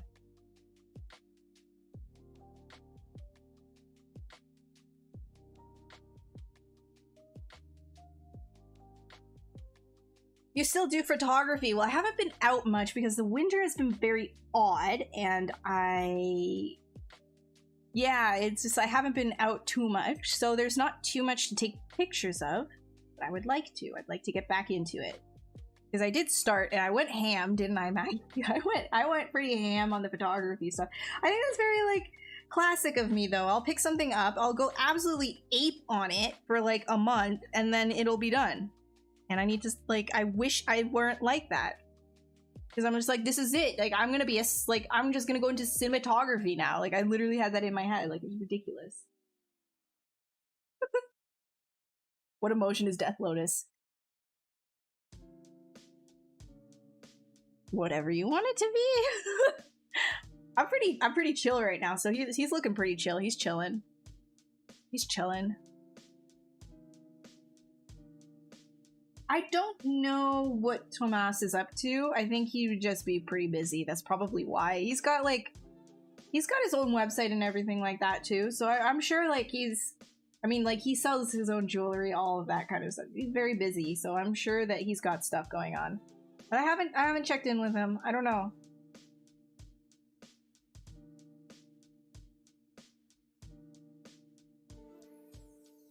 Still morbid curiosity. Yeah, he's just... Don't you sit like this when you're...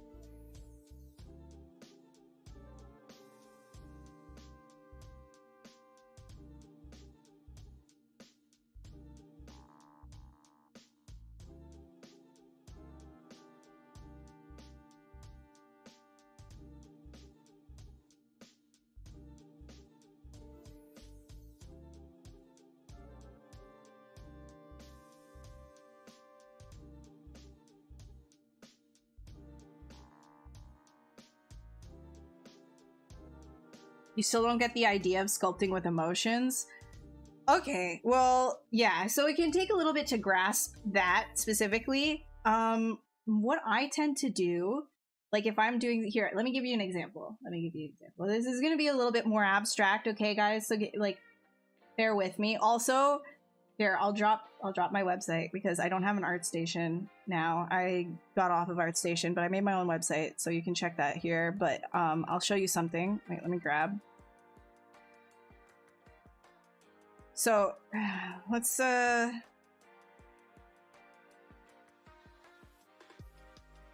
me grab this one real quick. So this is an example that I would say, yes, it's very abstract, but this is sort of what I was talking about before. About kind of just like, you know, letting emotion come through what it is that I'm doing. I'm not doing anything per se. I'm just sort of working through something. So this started as, it was like a really garbled mess. I did not like how it was, and I was kind of like upset. There was a lot of aspects of myself that I was not happy with, and I was feeling like, you know, a failure and all of that kind of stuff. But instead of just being like, woe is me, I'm not going to do art anymore, I just decided to, okay, what happens if I just sit through it and I just try and like do whatever? Like, I'm just not gonna care at all. I started pushing and pulling and just doing whatever and throwing colors down. And as I was doing it, I started feeling more relaxed.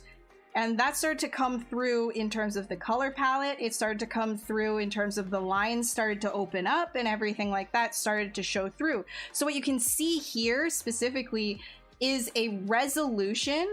It's a resolution of that, I guess I want to say, like, inner turmoil that I was feeling and the peace that comes from it, right? And that's all it really is that's how you connect with what you're doing. You just kind of sit there and you just do something. And it's hard to explain. The best thing that you can do is just pick up a pencil when you're feeling some sort of an emotion. Whatever that is too, you might have it, like for me, I repeat it in my head multiple times. This one, like one of the words was chaos as well, which you can obviously see there's a resolution of that. There's actually a calmness of it as well. So it's not entirely chaotic, but that's because of the emotion coming through that as well. So that is sort of what I'm talking about in terms of sculpting your emotions. I know it's very abstract, but it's also therapeutic. And I recommend, if you can try to connect with yourself that way, you'll find there are very interesting things that you'll come up with. You'll actually surprise yourself. Yeah, it's good to try. I mean, it's not necessarily like if you're genuine, like if you're grieving or something like that, like give yourself space to do. I'm not telling you to be a tortured artist, right? But if you're feeling like frustration or, you know, an extreme happiness and you just like you don't have anything else to do, it's like, well, what happens if I try to translate that? Like what's my hand gonna do? You know, like what's going on in the back of my head that I can't necessarily think about directly, but it might come through my actions, right? Yes, that is very, very frou-frou, I'm aware. But it's also a lot of fun. And it makes you feel a lot more connected to what you're doing too. Hi Angelus. Next, what's up? Yeah, I'm 14 and this is deep. Okay, let's see.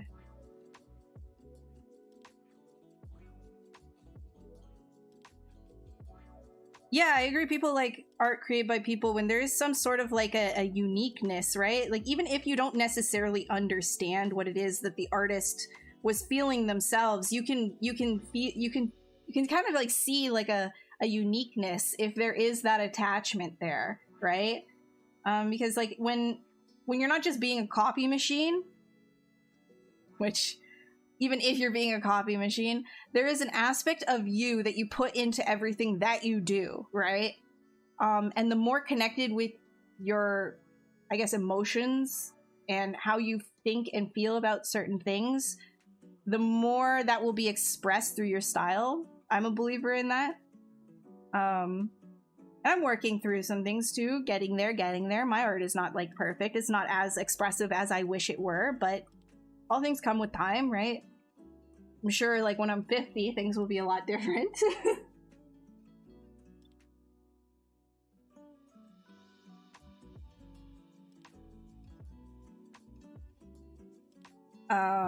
Actually, wait, no, don't open Photoshop. What are you doing? Stop. Yeah. Thank you. 1 second. Try to let this open so that I can close it. Thank you.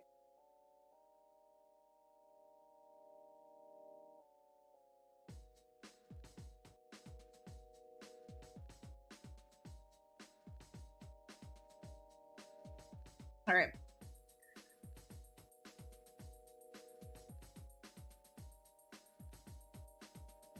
I'm aware it's going to be a struggle bus. There is no escaping the struggle. It's okay, I'm ready. I want the struggle. Bring it. But this time with like added sciatica. And more Metamucil.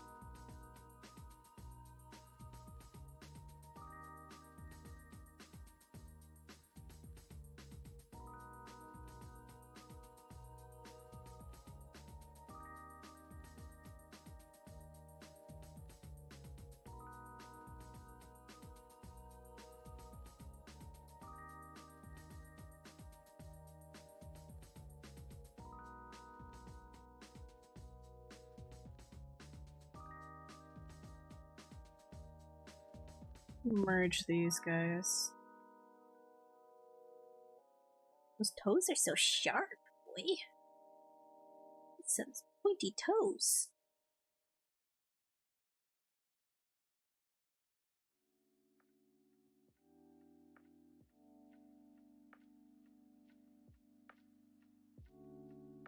What's up, Jason? How's it going?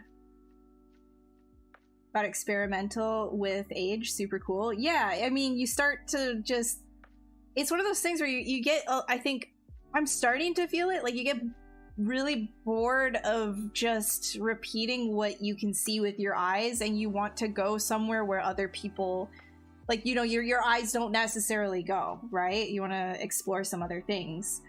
And you have a lot more to say too with age. I think that is I think that's a big one.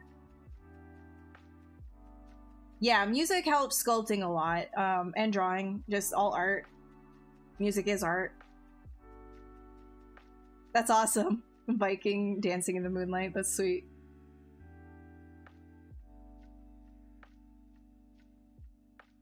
Film scores, yeah, film scores are very emotional on purpose.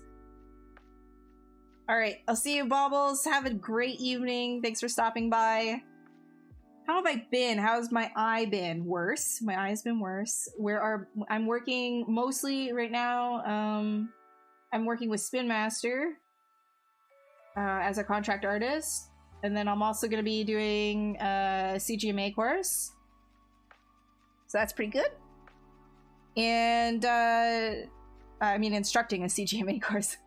Monty's doing good. It's chill.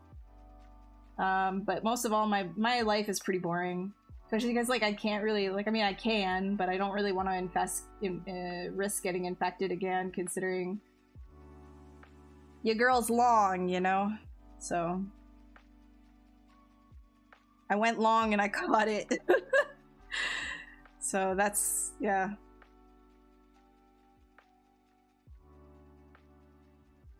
That's the update.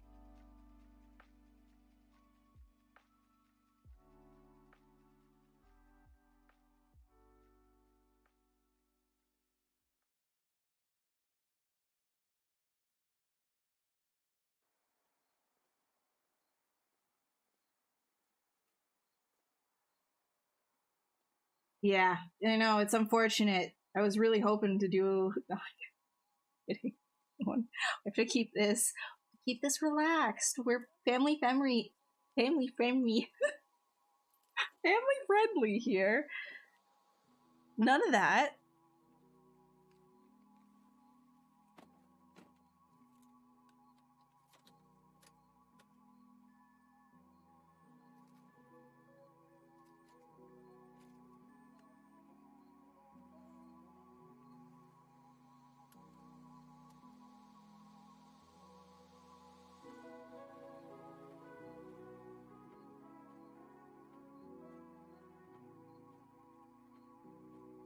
Family friendly is a subgenre. Okay. Alright. Alright. Can't continue this. Cease.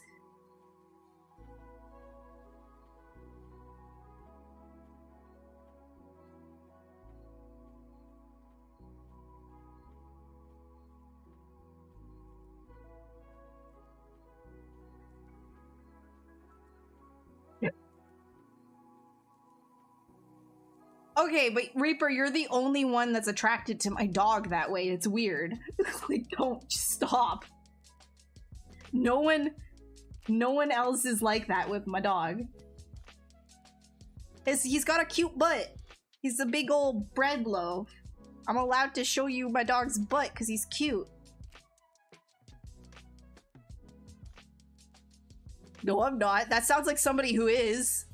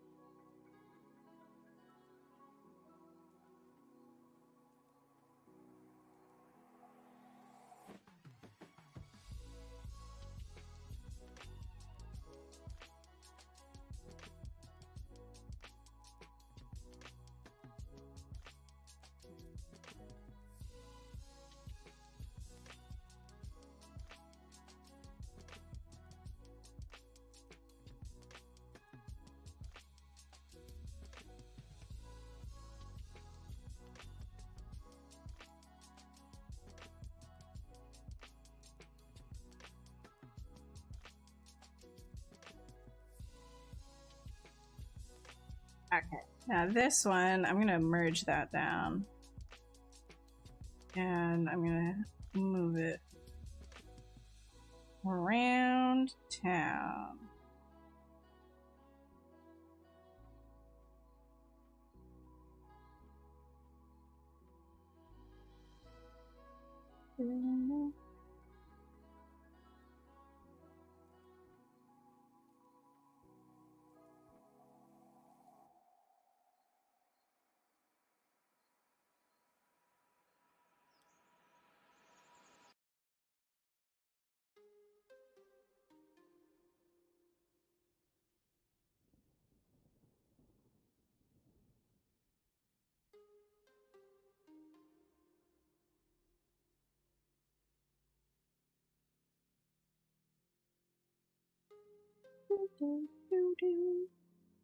Look at them feetsies. Look at them.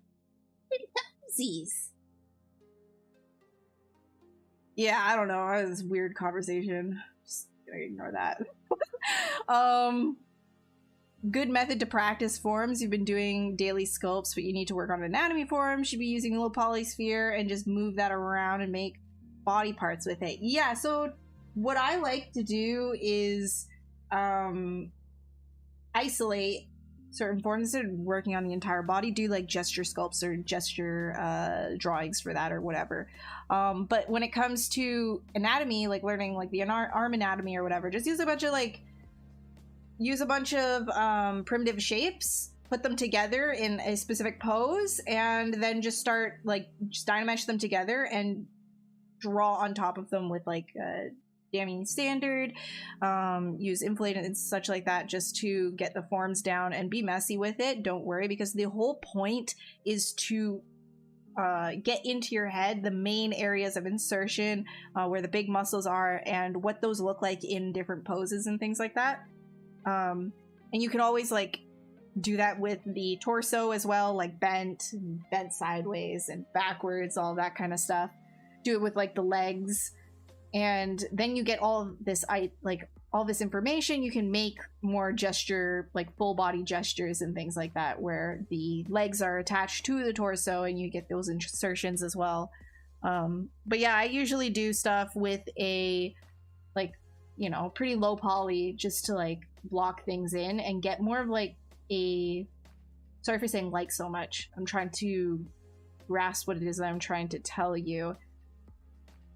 I'm trying to get emotion going, right? Some sort of a gesture, an expression of that body part. I don't like doing anything that's super straight and like in T-pose, because then you're not learning organically. I find it's better to learn in certain, like when things are in pose, because it starts making more sense. Like, oh, when it's bent, you know, that looks like that.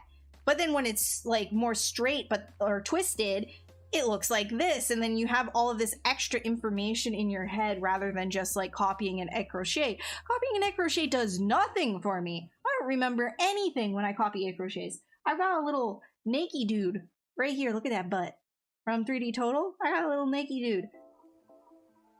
That, like, I look at it for like just briefly just to see, like, you know, yeah, I'm getting everything in the right area, but if I were to copy that, it's in one eye out the other. It's done. I don't remember. Like, I need to do it in pose, in gesture. I need it to be moving for me to remember it. And so that's how I handle it personally. Ask other artists too and figure out what works for you, because everybody will be learning different. I find learning in a more organic way, hands-on, and fluidity is really important to me as well.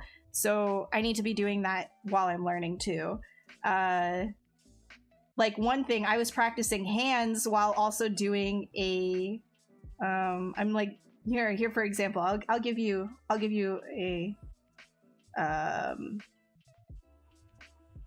you an example.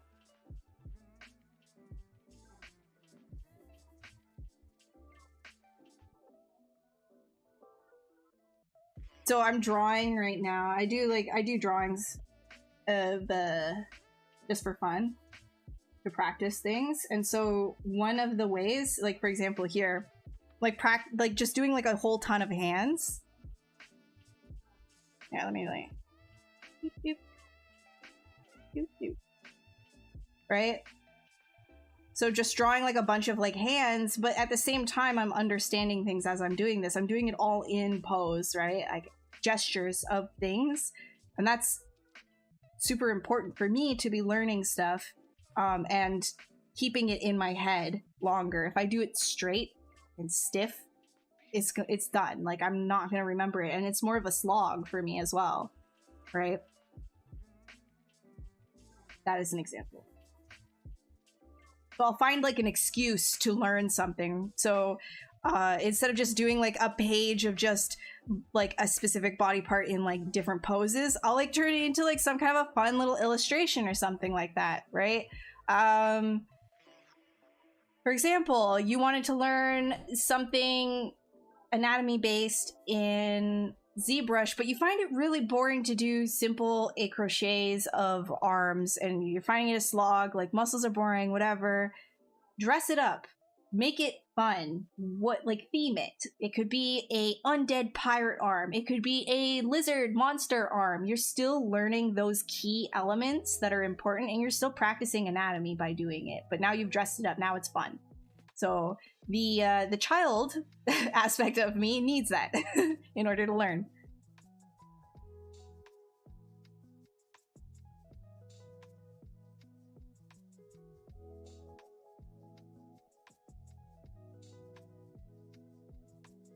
And I find also that way too, you start to develop a style. Like there's a stylization that starts to happen if you kind of learn that way. Things start to get a lot more gestural and you're a lot less stiff. Whereas if you're specifically learning by copying crochets only, and you're not like doing all of this gesture stuff, you're gonna be pretty stiff. Your work's gonna look pretty stiff too.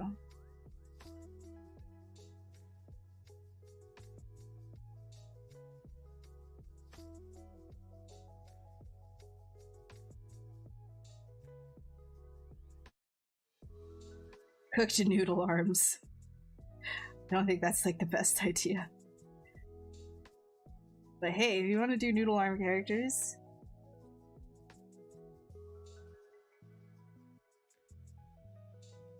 they'll be like me. I'm a noodle arm character.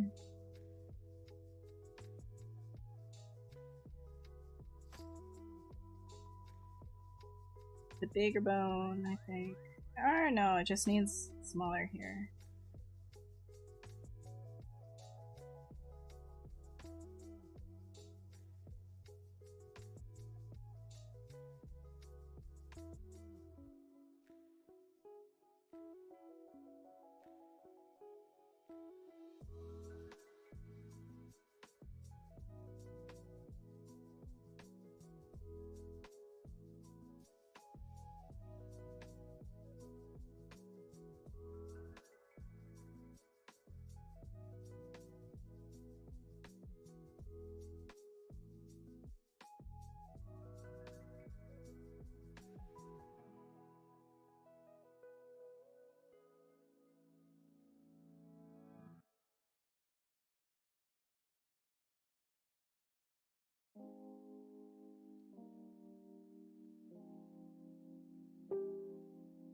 Bling! Why am I getting blings?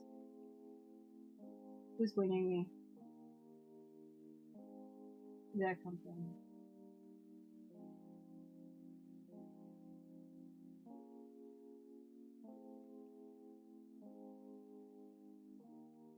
Okay.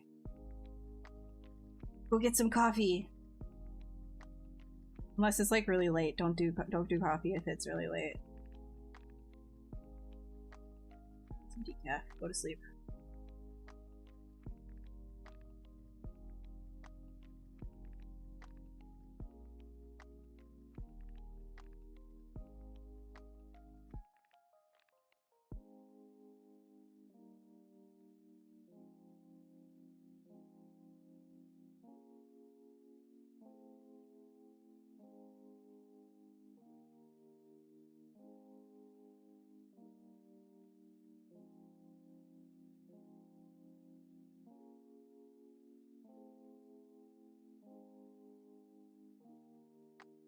Coffee is great. I don't know what you're talking about. Coffee is awesome. I love coffee. It's the only reason why I wake up every day now. I've become one of those people. Garfield. Mondays, am I right?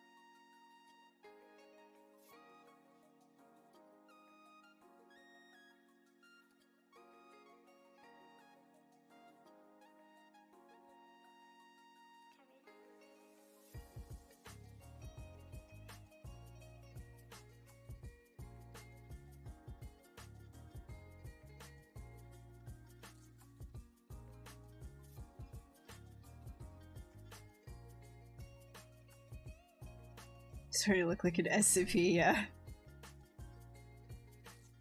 Would just be creepy.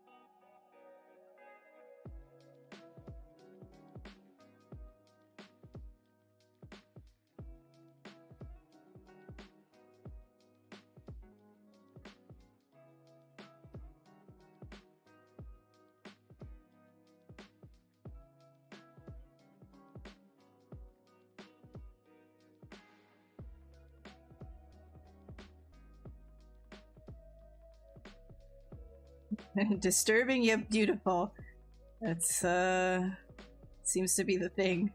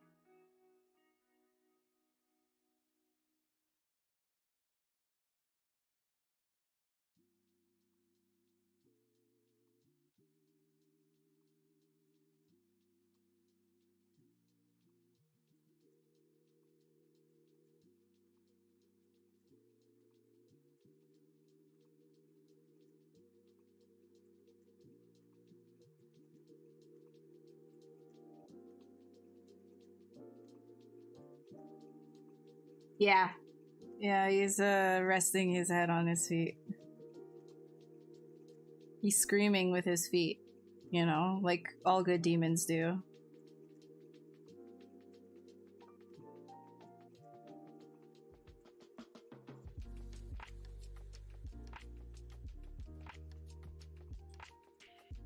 Yeah, like sculpting this way is pretty chill. Like there's you don't have to worry so much about the technicality of this stuff. I think that's like my big thing.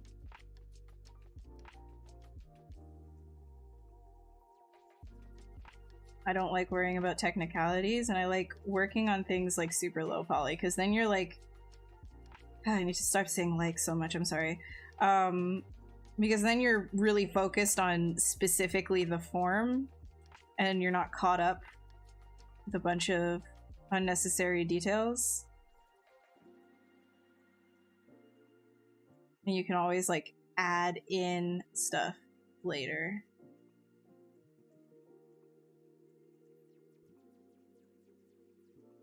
Like here, for example, I'm thinking of adding like a big fold, a really big one.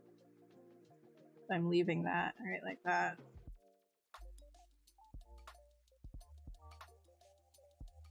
This is like natural arch that happens.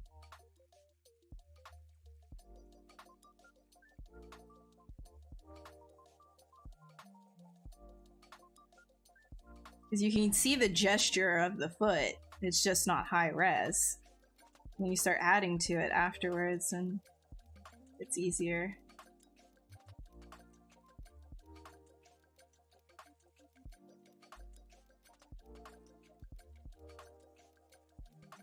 Right?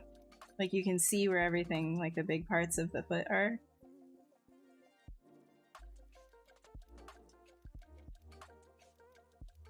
To have a name, whatever you want. Call him Bigfoot. I'm kind of like trying to think of like, okay, I think subconsciously I'm thinking of a howler monkey right now. Howler monkeys, have you guys ever seen those? Let me show you. They're crazy. Wait. Howler. And then I'll take a break. Just to go to the bathroom because I've been drinking a lot of fluid.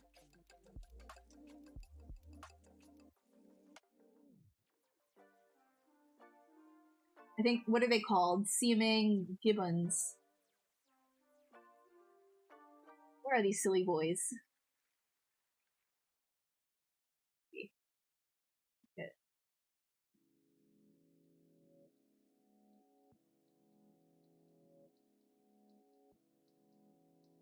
These ones?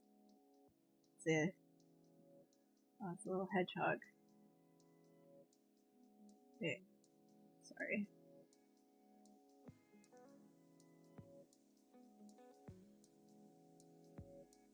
Oh my goodness. Sorry about this. My Cintiq is a lower resolution than the monitors I normally play videos on. So I always have to readjust these guys. But like, wait, is he? Look at his arms. Look at his arms. Isn't that great? Look at his arms. They're just, aren't they great? Like they're just like stuffies. They work so much off of like just their bodies and gravity. Wait, does this guy do anything? Does he do the howl? I gotta try and find when they open their mouths like crazy. That's the thing. These guys are these are really interesting monkeys because they start like going like woo woo. if you know what I'm talking about. Okay, I don't want to be like weird or anything. It's too late for that, but yeah, they open their mouths like super wide and big, and they're just so lanky and stuff. I love them. What's a good start? Wait, a good spot to start looking for entry level ZBrush work? You mean like for a job?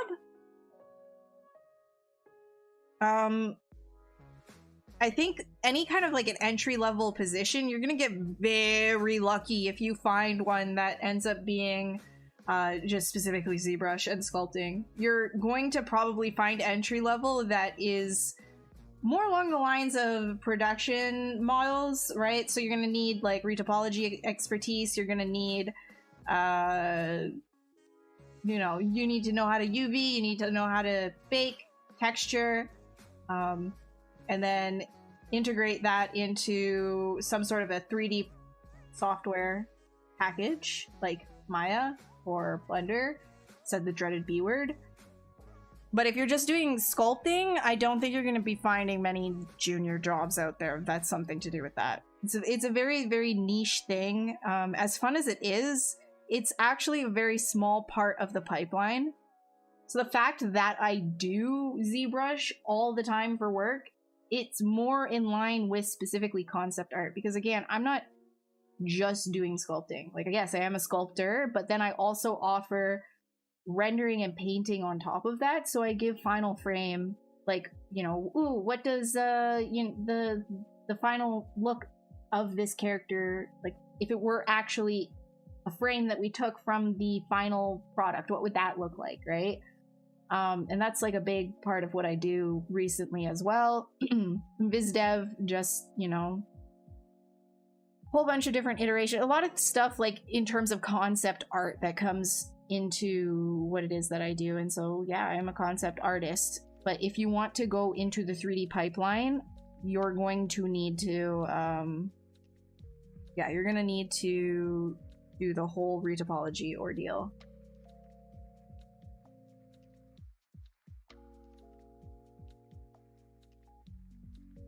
Not wanting to be weird. Yeah. All right, I'm gonna take a break. I'm gonna put this guy down here.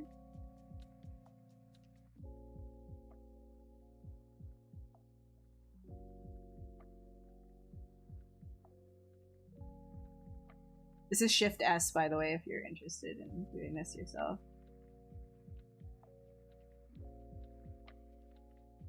Shift S. And then I gotta save this. I have not saved.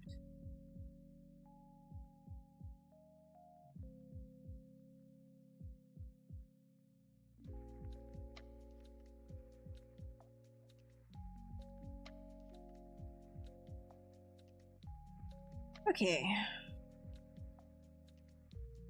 My BRB. And then I'll be back in just 2-3 minutes, okay? I'm just gonna take a quick break. Take this time. That right here. Take this time to stretch. Move yourself. And leave the monkey video playing. No, because then it's gonna autoplay to something weird, and then we'll get I'll get the Maxon account banned or something. I don't want that. I mean, it would be fun, but fun and right are not always synonymous. So, anyways, I'll be back in just a few minutes, and then I'll show you Monty, who knows that I'm taking a break now, so he's up in here, and then I'll keep sculpting. BRB.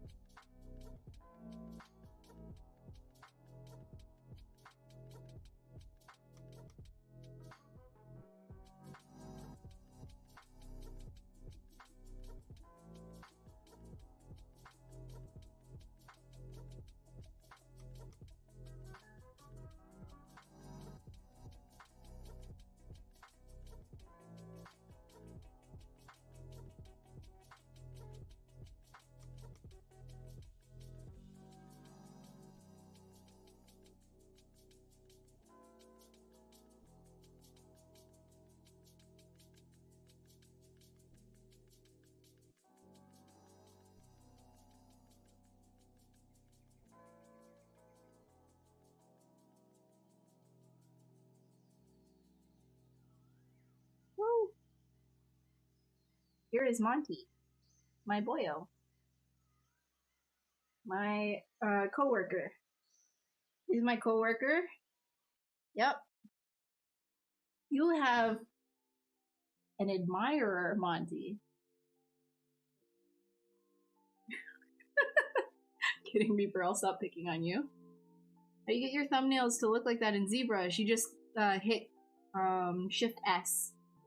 So that'll snapshot something for you. Yeah, this is my boy. This is my boyo. This is the doggo. And he comes on every single stream to say hello in his floppy meat sack form. He's just a big potato sack, aren't you? Yeah. Big flour sack. He's a little corgi. And he's got a very cute bum. I'm scared to show it because Reaper's in chat and he likes it. Likes the bum. The silhouette square in the corner? Oh, yeah. That's in... So, if you go to Preferences... Yeah, I know. Go to Preferences, right here, and then you go down to Thumbnail, right here. You can activate the thumbnail by pressing this, and then if you set the background to black, it will turn the background transparent. And then your main stuff will be white like this, but the behind will be transparent. Hey Sergio, how are you doing? No, Monty's the cutest. He's the big cutest. Look at this guy! Alright, I'll show you his bum. Look at that. Look at that. This. Mackie! Jiggle, jiggle, jiggle! He doesn't care. He actually likes it. He's a good boy. Puppies. Alright, I'm gonna get back to work. So that's good puppy time, good cuddles. Good cuddles. Or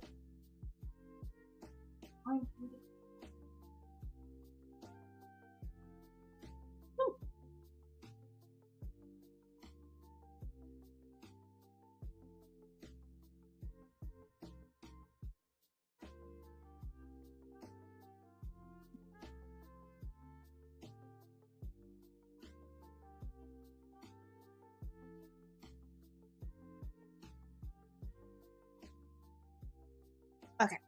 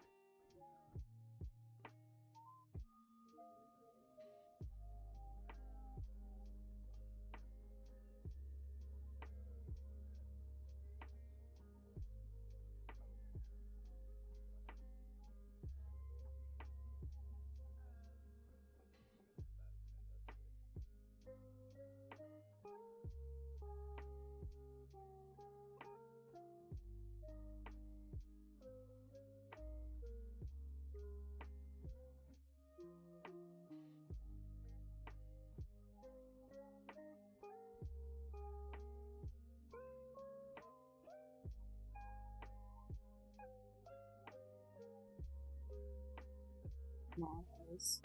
Better.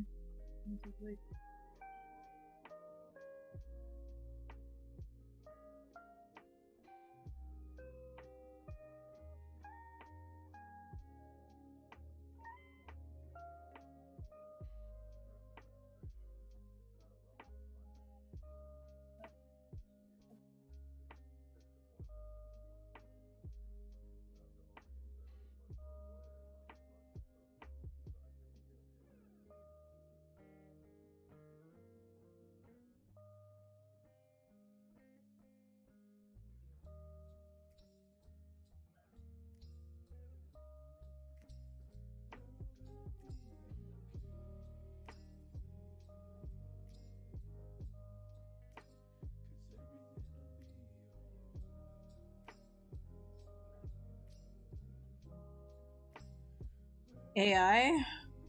I've got a lot of thoughts on AI. Lots of thoughts on AI.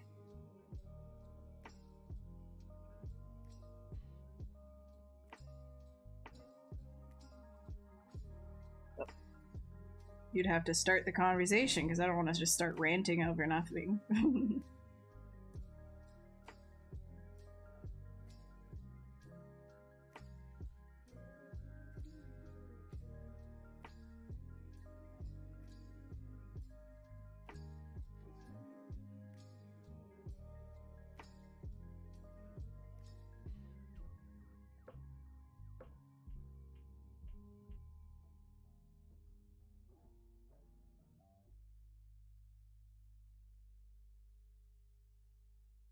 More skull-like or more like skull?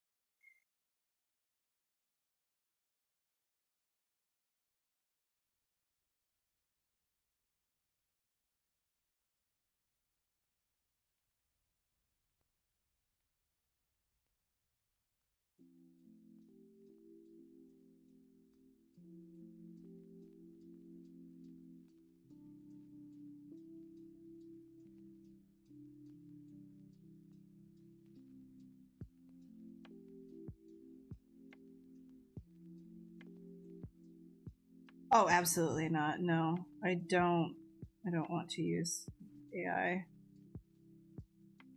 Don't, to be honest, okay, if you really want like a quick version, AI to me is just hyper commercialization. I mean, sure, if you want to get your stuff from that, I'm not going to tell you you're not an artist because there's there's no way for anybody to tell anybody else that they're not like an artist. Unless of course you don't do any art, but that's like again so subjective that I'm not going to be the one to tell you that you're not an artist, right? But I find that, okay, you know, ethics aside, and the fact that it wasn't, you know, none of these companies that are making billions of dollars off of your stolen data, you didn't consent to giving any of the artwork that you've trained your entire life working towards making. Yeah, you didn't get paid for it, you didn't get compensated, but yet these companies are making billions of dollars off of that art that you made, which is just wrung out and turned into what is called data, in order to democratize something that is already completely available to everyone to learn.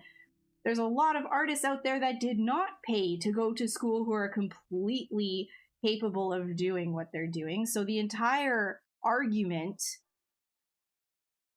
of democratizing art is just being like, well, you want to be a chef, so here's you can buy frozen dinners. Right? Like you can heat that up, but you're not, you know, like it's different, right? Like would you consider that democratization of being a chef? Like it's strange. It's very odd.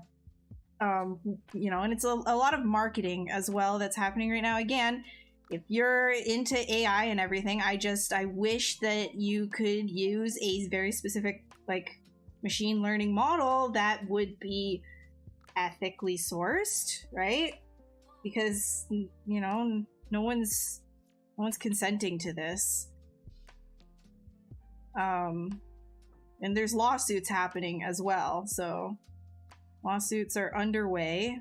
Whether you believe that it is something that is going to go through or not is another topic entirely, but I'm glad that it is being brought to a higher level rather than people yelling about it on Twitter. Honestly, it's disappointing to me that again, these are my opinions, okay, because I understand there's like a whole lot of stuff in regards to corporations and blah blah blah. You know, my thoughts are my own, not the thoughts of any like, it's not Pixelogic's thoughts here. These are, or Maxon's thoughts. These are all my thoughts, personal thoughts. But yeah, I don't believe that I would get the same level of enjoyment or expression if I started just using AI. Which again, I have to even say, I need to stop saying AI because artificial intelligence is genuinely just another marketing label. Like they're just using it as a tactic to sell their product, because that's what these machine learning algorithms are. These models are. They're all just a marketed product. I feel like in general, they need to stop. We, all of us, need to stop personifying it, because I think that that's a big problem, and it really gets into your psyche, that we should be treating the AI in a legislative form the same way as a person. However, it's not sentient. It doesn't work the way the brains work. And if somebody's claiming that it does, there's some serious like sussery going on there. How do they know how a brain works? And neurosurgeons don't even actually know how that works. Neurologists don't even know how brains really work. The engineers who are coding this stuff don't really even know how their code is necessarily working. So if you in terms of like recalling things from the neural net, again, these are just things to call it. It doesn't mean that it is like they are neurons. It doesn't mean that. So I think it's important for us to make a distinction. I'm going to personally try to call it machine learning from now on, because that's what it is. And there's an entire other debate to be had in terms of the ethics of like sentience, but we have no evidence of there being actual sentience within a language. Like, for example, like ChatGPT, it is a language learning model. Like it doesn't have life experiences. There's no experiences other than take text and like lots of text, you know? So it's hard to say that that is sentient the way that a human is. It's very like, if there can be a way to regulate this, and I know that word, it really puts a damper on a lot of people's parades, but regulation is needed. There's a way to put regulation, proper regulation, on the way that these language and image models work. I feel like they can absolutely be useful in a lot of different situations. But right now, it's just like what's the end goal exactly? Because I see a lot of arguments as well being like, well, if you're against this, you're against progress. And I just I've never liked that. It never made any sense to me when somebody says you're against progress. What progress exactly? Like if you're progressing, there should be a goal, right? So what exactly is that goal, and how does displacing millions upon millions of workers fit into that goal? And if you could say that goal, we could start discussing if that goal is ethical. And if it's even something worth progressing towards, right? So there's a lot of interesting things there. So when somebody asks what are your thoughts on AI, I have quite a few. And I've had them for a while too. Actually, one of the pieces that I had started, I think it was in like 2 years ago, was that piece called Basilisk. And I haven't finished it. I should just go back and fix the anatomy on it and everything. This was 2 years ago. But it was literally because I was thinking a lot about how people are thinking about AI and that massive push towards machines being better than humans. And there's a lot to think about there, because if your initial thought is, yeah, machines are better than humans, why would you want a human? What exactly is your end goal with that? It just doesn't make any sense to me. They can exist together, and they don't need to replace, one doesn't need to replace the other. I don't know. It's very, odd. And then there's this other argument as well that by artists arguing for more legislation and more rules for copyright will actually put more power into corporations to control everything. But I have to actually give a counter argument to that, because as much as that could be true, I believe that corporations would be the first to jump onto the AI bandwagon if the legislation never passed. They would absolutely fire most of their workforce, and then most media would be controlled by things like, let's say, Disney, which it already is massively Disney, but at least there's people behind that creating more or less like original, interesting things. So corporations would be the first to jump onto that, and more people would be displaced. So in fact, I would say that corporations would control most of the creativity and everything to do with pushing different films and things like that were all AI generated, if that were the case, right? Whereas if you argue for copyright law, yes, there's a risk of corporations always taking advantage of that, but at least you're giving the average person some sort of a right to own what it is that they made in this capitalist society. Now, you know, like there's so much more here too, right? Because arguing all of this about copyright and everything, it's essential in a capitalist society. But then there's like that entire other argument of like, you know, reforming. Like, do we even continue with capitalism if AI is definitely a thing and displacement of workers is inevitable? Maybe there needs to be a new way of living, right? So it's yeah, it's just, I personally don't like how it is right now. I think it's icky. I think it's run by really icky people with really, really poor intentions. And I think that anybody who is just blindly screaming that it is a good thing is a fanatic. And I'm still trying to wrap my head around why some people say what they've been saying online. It just doesn't really make that much sense to me. I like doing art, you know, like I like, even if it doesn't look that good, I like the process. I just genuinely I've always liked the process. And maybe some of the people that are arguing so vehemently to it, they never liked the process, but they wanted so desperately to be called an artist.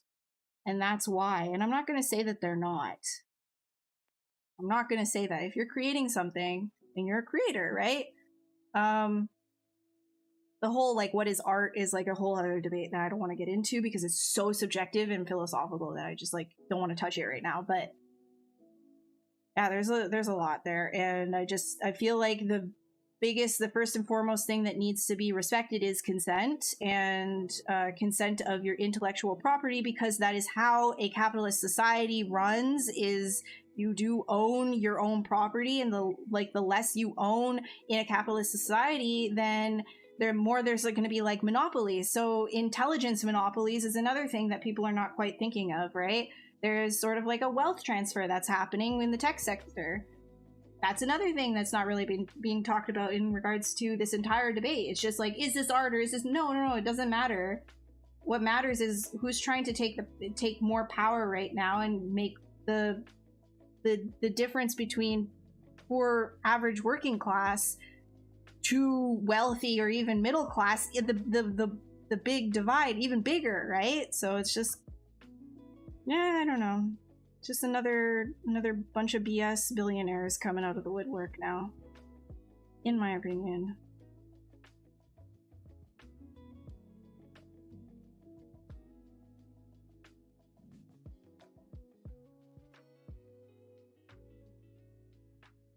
And these are my opinions, not the opinions of Maxon. That wasn't clear.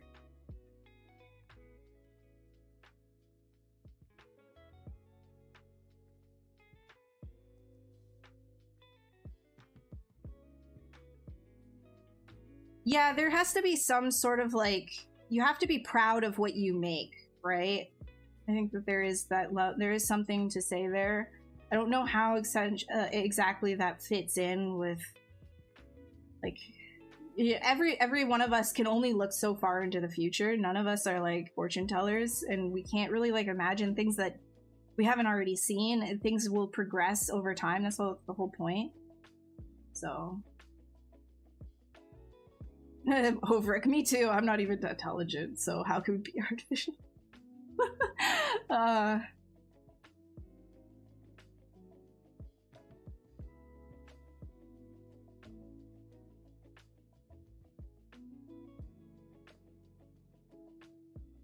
ChatGPT isn't understanding what it's saying. You can easily manipulate it as well, and it's heavily biased information. So there's a lot of like issues with it right now, and there's sort of a rush to get as many of these models out as possible, because it's sort of like a gold rush, right? Like rush this technology, get it out there, get people buying it, get it into the hands of as many people as you can, and integrate it into as many things as possible, so that it's harder to pass legislation on it. That's the whole thing. Anytime there's anything new in tech, that's usually what ends up happening, is they start going like really fast as possible. That's actually, I don't remember what the mantra is, but that's like a saying in Silicon Valley, something to do with speed, like get it really fast. I don't remember. Somebody probably knows what that saying is. It's pretty gnarly. But they don't care. They just want to find that loophole, get in there, and do it faster than the government can do anything about it, so that they can make as much money as they can off of it as well, right?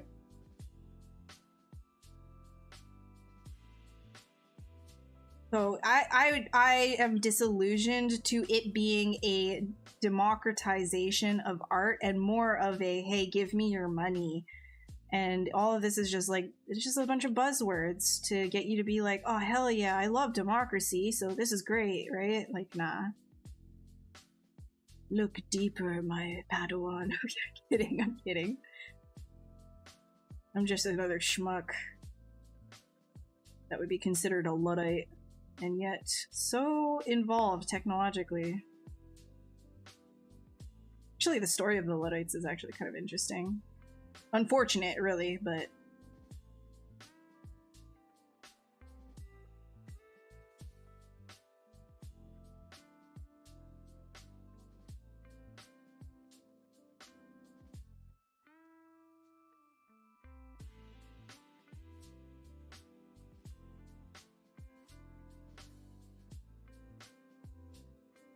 yeah, money does talk, unfortunately.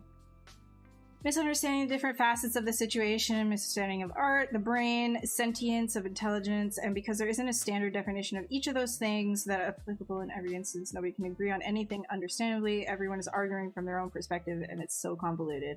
Yeah, there's a lot of misunderstanding online, for sure. And I think a lot of people, too, are being blindsided by a lot of the arguments. Like, there's a lot of things that try to like sway you one way or the other. It's very like a lot of biased conversations. And I think the main thing that needs to be focused on right now, if you feel you're arguing semantics or the nitty-gritties of something, try to zoom out and focus on the big issue. Like, is it ethical? And right now I feel like if you actually look at what's happening, like, no, it's not ethical. It's not ethical. Not in the current system that we run off of.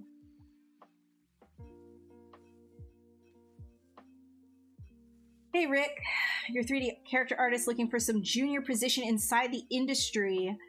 Alright, so I'm a freelance artist, so I don't have a ton of know-how in terms of in-house, like, getting in-house jobs or anything. I usually work just right here. But I'd say I've gotten quite a fair bit of luck from LinkedIn. I didn't used to, but once I updated my profile a bit more and I was posting on LinkedIn, like post your art and even breakdowns of your art on LinkedIn, it's good. It's good. And follow recruiters. This is a little bit of a hot take, but I've heard people, like some art directors, I've seen like their posts on Twitter, they've been saying cold email some art directors. Be polite about it, but send them cold emails with your portfolios. Say, hey, I've got this work. I'm available for work. If you ever need somebody with this skill set, please contact me, right? Because sometimes it's hard for art directors and leads to parse through a lot of different portfolios on their own, for smaller companies, even larger companies. Something that I learned actually recently is if you're sending your resume into a large company, like Blizzard or something like that, they're definitely going to be sorting through those resumes with a bot, with an AI. So a lot of people's stuff that maybe if you've been working on your resume and it's like super unique and fun and interesting with like different like typesets and stuff, like you might just be getting thrown in the garbage by an AI. Like, I'm not even joking. Like, they won't even give it a chance because the bot didn't even, you know what I mean? So if you're doing big company applications, make sure your resume is just really, really straightforward stuff. Get your LinkedIn up to date, post on LinkedIn, your artwork and breakdowns. And I'd say from what I've seen other people posting, politely, and don't spam. Send one email, one nice polite email if they have the email online. Don't start looking for personal information or anything like that, because I've seen that too. You need to have boundaries. Don't do that. But if they have their email on LinkedIn or something like that, just send them a quick thing, just being like, oh, if you ever need somebody with this skill set, right?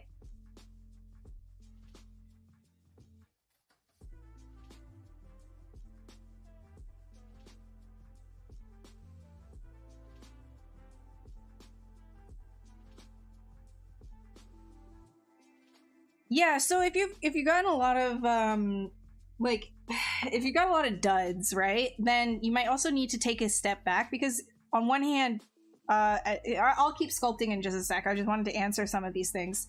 On one hand, a lot of this is luck. Getting a job is luck based, right? Like there is an aspect there, but you can increase your luck factor by doing a lot of your own things, such as being in the right place at the right time, just posting online, being visible, always trying to improve your own work.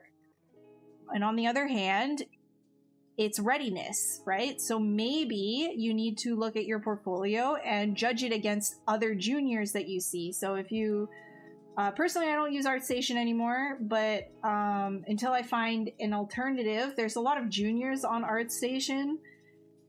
You could always just look for some juniors there, but I'm going to start saying LinkedIn. Look at people's stuff on LinkedIn. Look at other juniors on LinkedIn. Where are they? Like, what's their portfolio look like as a junior?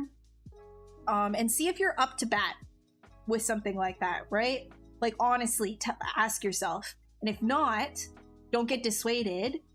Start to ask yourself, how can I improve? What did I see in those junior portfolios that I feel like I'm not quite hitting myself? And then you're going to want to try and work at that, right? But you have to be honest. You have to be honest with yourself. And that's the biggest first step, is being honest with yourself.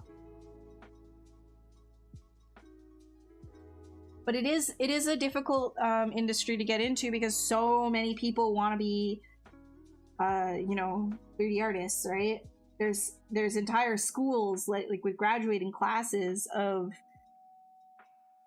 like 100 students every single year, with hundreds of schools. Like, that's a lot of people, right? And how many jobs do you think are out there for 3D character artists? So it is very competitive, very, very competitive.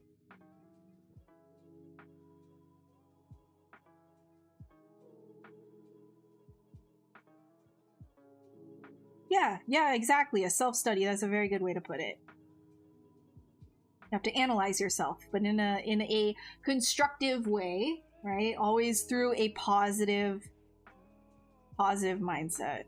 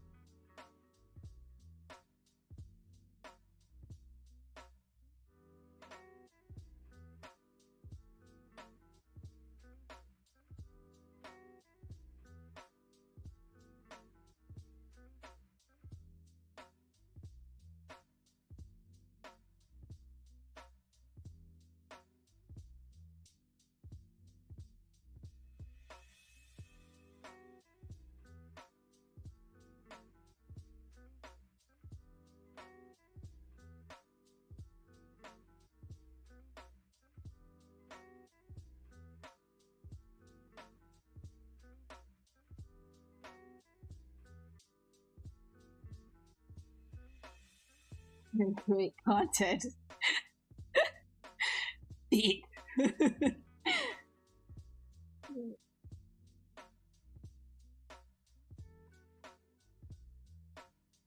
People pleaser.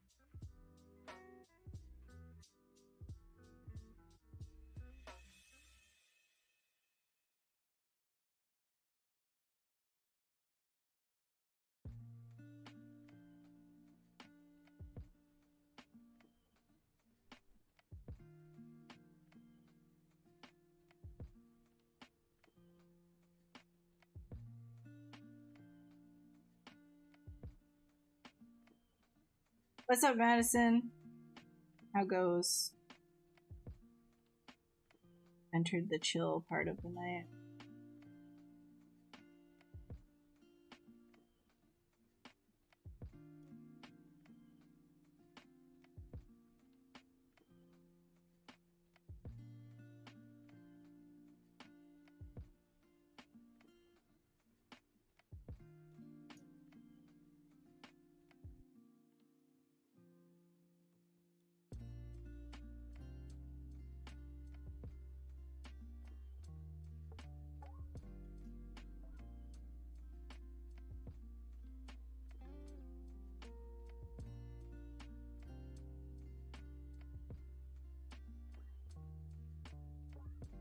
How tall am I? I don't know. How tall do you think I am?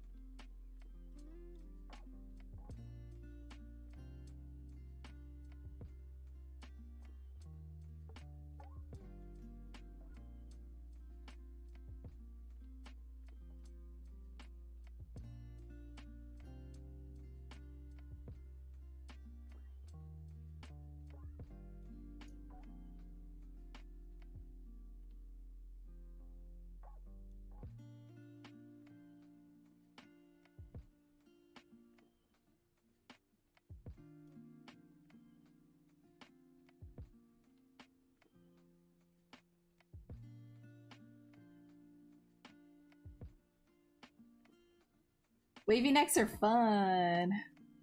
They're fun and they're creepy.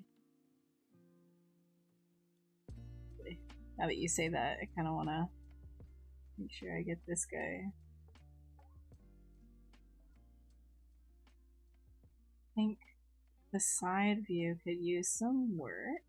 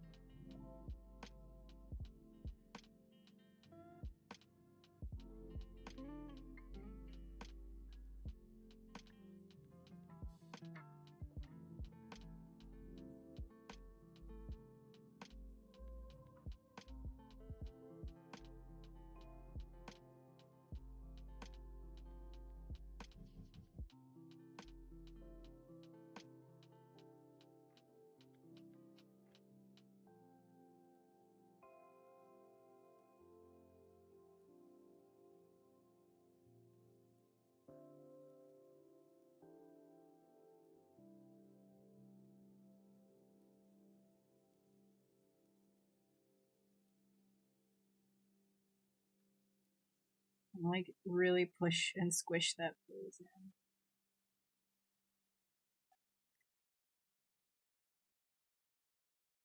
And taking like all of the places that it would insert and just breaking them. So like right here, this is like hip. Breaking it a little bit.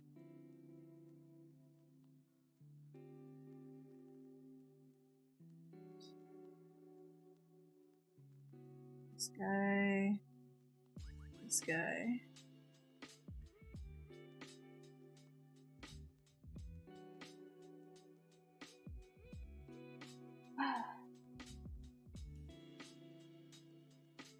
Five eight. That's pretty close. I think I'm a tall girl though.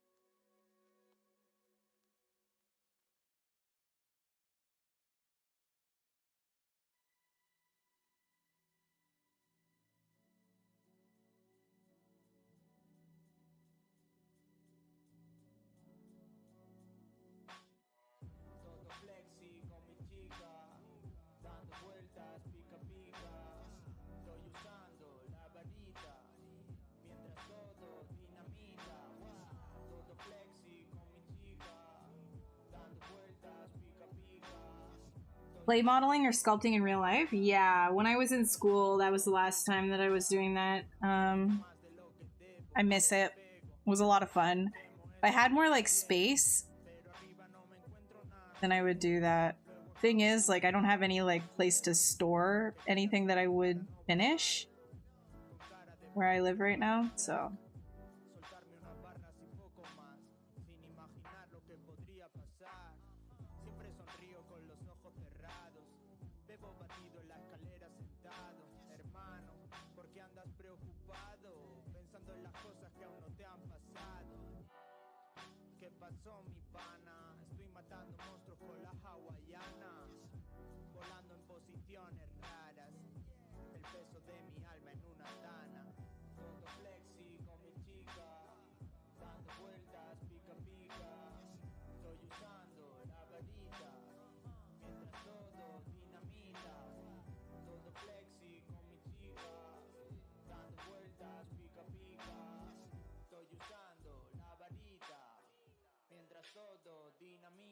Los sueños se derriten por aquí, es así.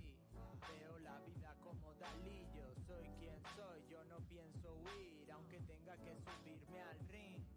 Aunque busques el significado del amor en Google, tú dime que me quieres pero no lo jures. Yo sigo como Goku, yo sigo en mi nube, regando las plantitas empezando el lunes. Mi vida es una jam, yo no trazo un plan, lo que tenga que venir vendrá. Yo soy de verdad, yo piso la tierra, tú solo pisas pasos de cebra. ¿A qué esperas? Abre una ventana nueva, súbete al tejado, tumba las antenas, respira bien hondo, puedes ser quien quieras, escúchate por dentro a ver qué suena.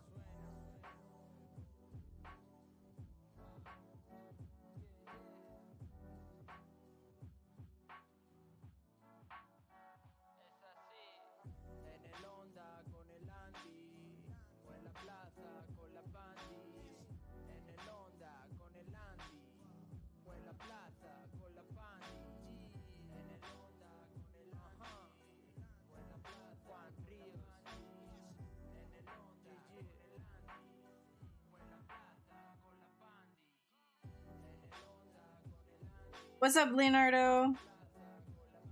Vast ability. These digital creative tools are unlocking for people. What, these? Like, what, ZBrush? ZBrush is hella awesome. I mean, I get to do all kinds of things with that, so.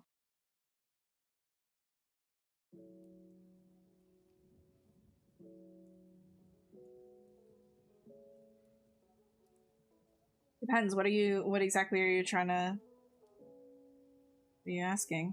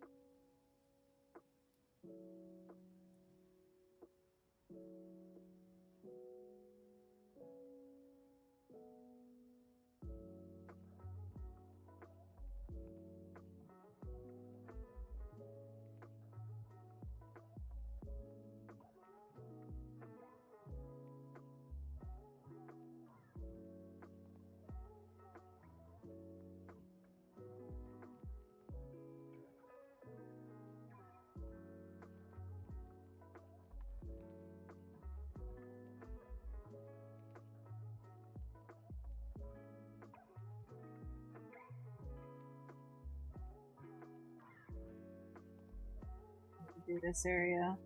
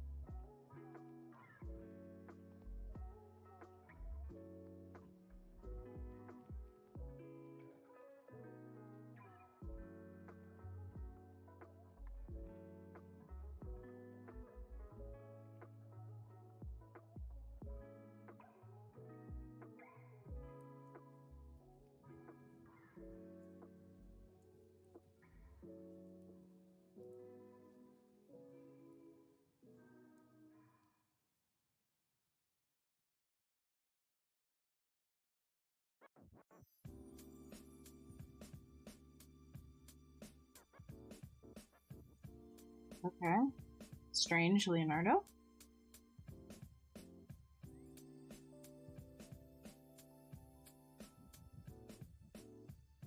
Yeah, he got that. He got that origami.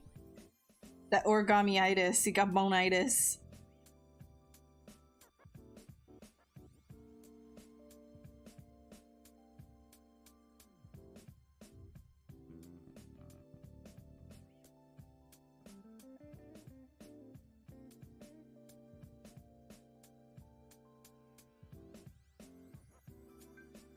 I'm not gay. Okay. Congrats. Happy for you.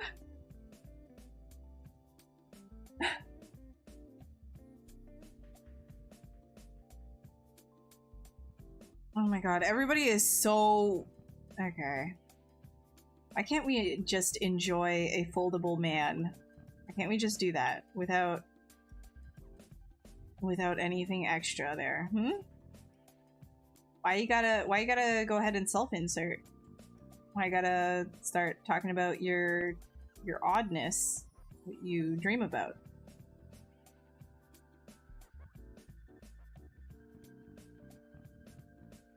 Why is everybody so weird tonight?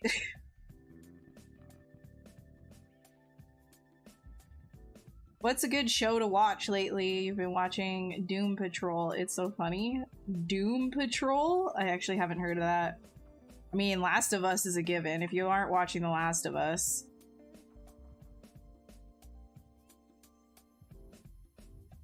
Other than that, I'm not really watching anything currently, other than The Last of Us. A good one that I watched, not really like a nerdy show. It's just a good show in terms of character studies, like good character acting, and just like it's just funny. It's just really funny. Is The White Lotus? It's great. It's on HBO. Reality dating shows. Love Island is so stupid. I can do like maybe 1 or 2 episodes of those when I'm feeling like in a very specific, like I want to watch garbage and laugh at it. But I can't do that too frequently. Like, it drives me crazy. What? You don't like The White Lotus? You can't say it's not garbage. Garbage is fun, though. Garbage is great. Garbage TV is awesome. You can't call it not garbage. There's, like, beautiful garbage.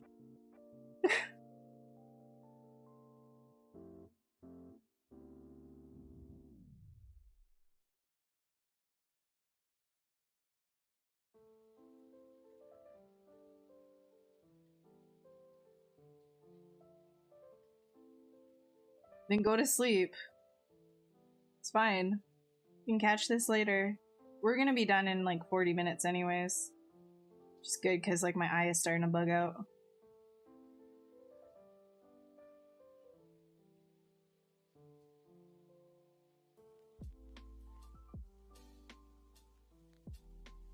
Let's do Dynamesh. Let's save this.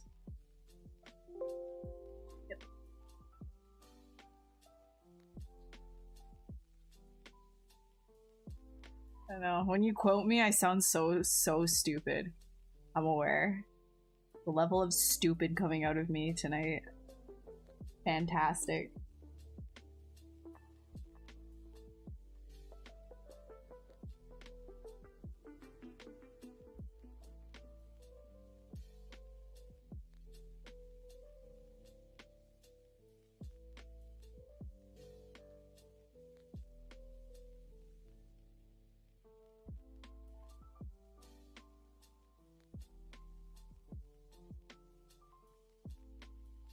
Just a big.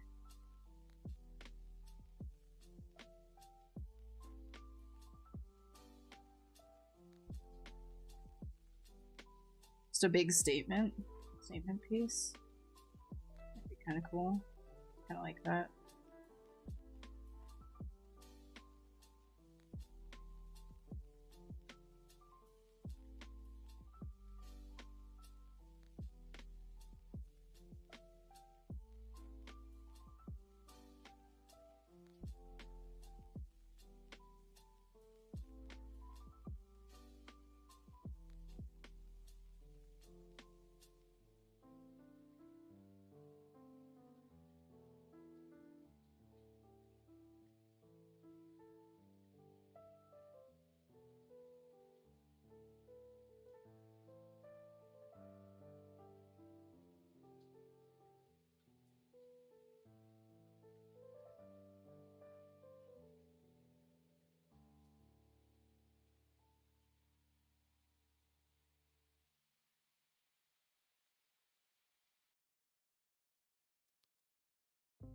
Yeah, I kind of like that, actually.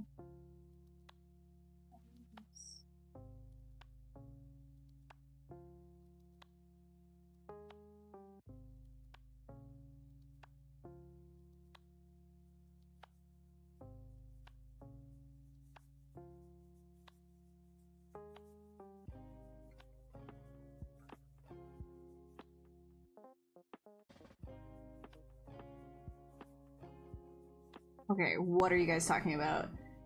I have not switched to 2023 yet, but I will be soon. I will be. Probably. Maybe. work things. I'm okay, FP or FX, but I appreciate it. I appreciate I'm the coolest to you. We said the coolest to somebody.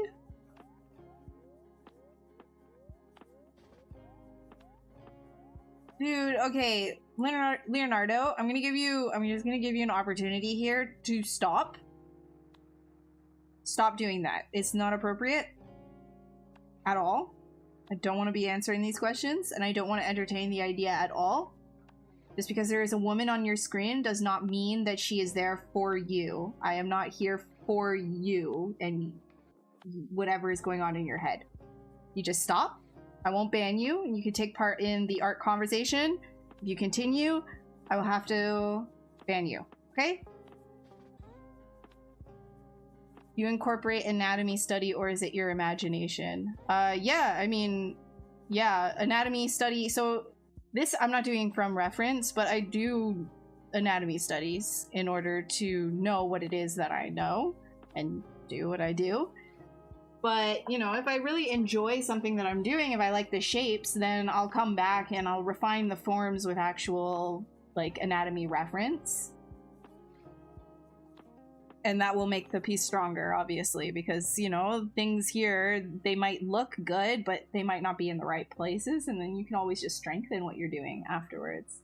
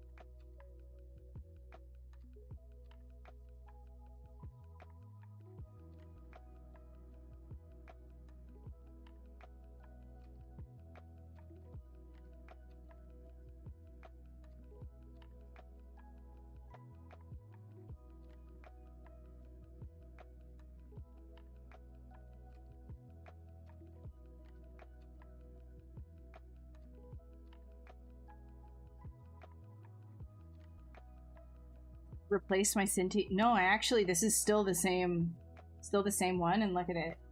It is, it's not, still totally intact. I don't have a hard. I am very light-handed.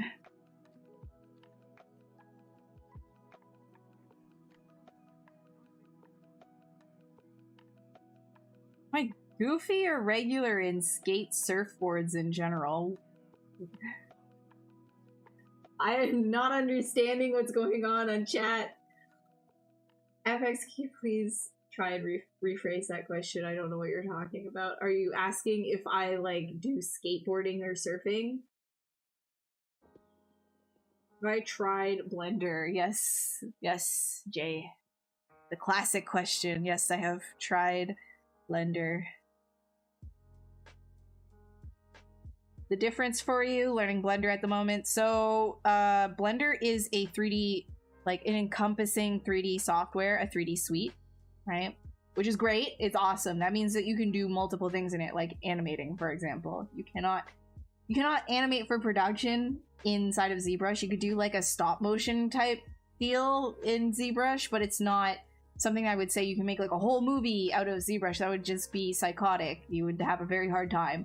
ZBrush is a specialized program specific to sculpting. So there's a lot more tools to help you in terms of sculpting and doing the art side of things within ZBrush as opposed to Blender. Blender has a lot of other tools that goes further in terms of, you know, rendering, and well, now ZBrush has Redshift as well, right? So you can start to do more of that within ZBrush, but Blender does have a lot more wide capabilities, whereas ZBrush is laser focused. So it's good to know both and use both if you're if you're looking to be more of like a 3D character artist, but you want to implement sculpting into your workflow, then yeah, you're gonna want to use ZBrush over Blender if you can, unless you're doing like super simple things, in which case you won't need to use ZBrush. It's just when you start getting up there in terms of like, right now I'm working with 500,000 points, but it's still low res in a lot of areas. You start getting into like the millions of polys, like Blender starts chugging because it doesn't operate the same way that ZBrush does, which ZBrush is a 2.5D program, so it's not true 3D what you're doing, but it exports to 3D, right? That's how in the viewport it can handle so many different points at a time, because it's just displaying real-time a 2D image to you rather than understanding what that 3D form is constantly. But it works real well.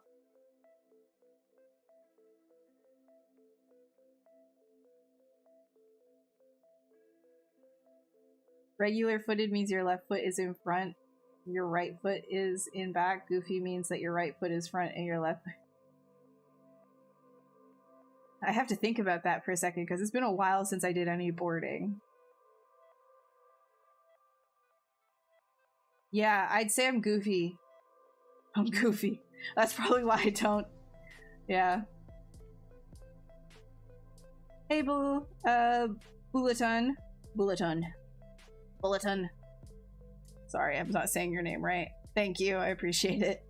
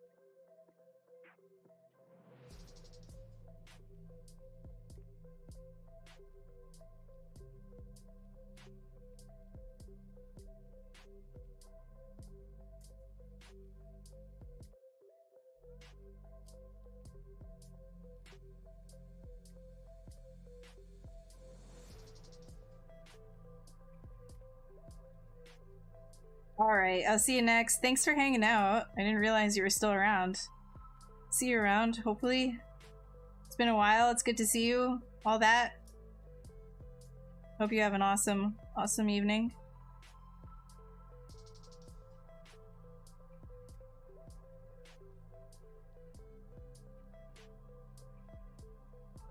To prove you're not a robot, please sculpt a hand. Gladly! I love hands! And feet! Give me both of that! Alright, see you, Leonardo. Thanks for changing your tune, dude. Appreciate it. Have a good evening.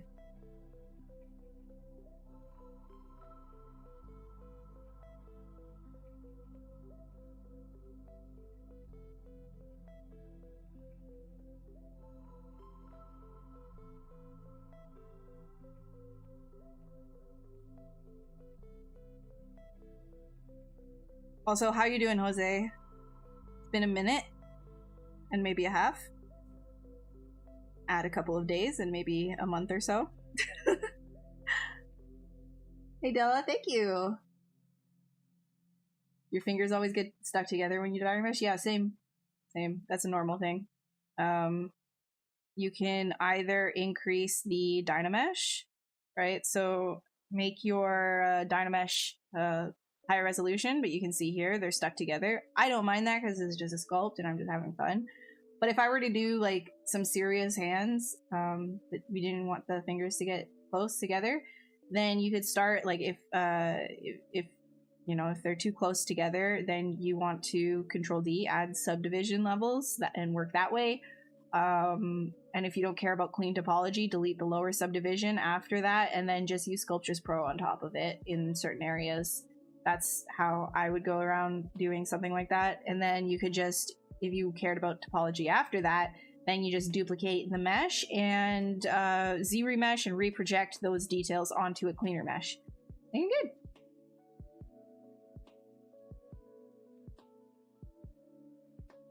Ooh, you like my website? Thank you. I tried. Oh Lord, did I try. I learned how to do CSS to do that. There's so much CSS. I have like pages of code. Well, it's not code, it's styling. Whatever. Nerds.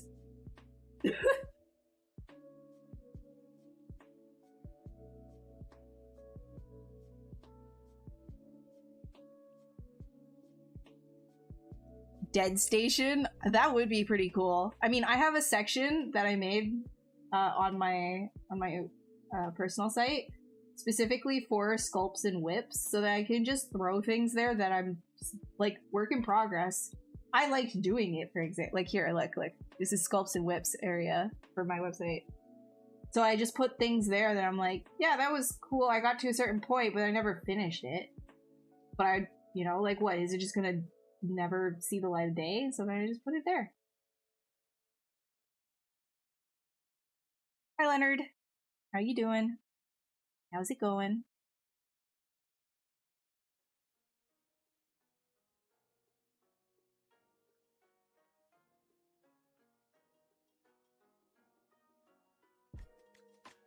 Oh, the threshold? I'm glad you like that one. Yeah, I really wanted to make something like super striking and graphic. Glad you like it. I should get some more of those types of things pumped out, because I really like doing that, the abstract stuff. Yeah, I don't have a print shop. I think I removed everything off of ArtStation in terms of like the prints, so you can't be buying any more prints. So you've got my prints. That is vintage. Kind of funny. Humbled though that you like my stuff so much you get prints of them. Thank you. Appreciate it. Very kind. This guy, I'm basically sculpting what my hand's gonna look like when, just give me 10 more years. My hands are already pretty, look at, they're getting like bone. Look at this finger. Wait, no, this is my messed up finger. Look at this. I can't bend it, like it won't go straight. You wanna know why? I only found this out recently because I had this entire eye debacle. I've been going to like, I don't even know how many different departments within the hospital because of, I had to rule out basically every single disease that exists. And I was talking to rheumatology at one point, and they were like, oh, when you were a kid, you had rheumatoid arthritis. Yeah. So they're testing me. Well, maybe it came back. No, it did not. I'm fine. I'm healthy. It's COVID. But this pinky, I always thought that maybe I broke it or something when I was a kid. The fact that it doesn't go straight like this, it's all fused at the bottom because I had arthritis attacking the joint here when I was a kid as well. And now it's just this is what it does. That's it. Arthritis as a kid, bro.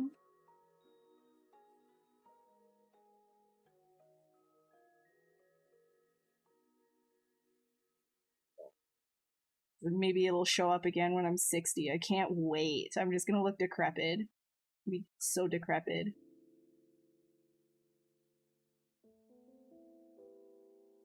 That was sarcasm, by the way. I absolutely can wait. I can wait. I can wait. I don't want.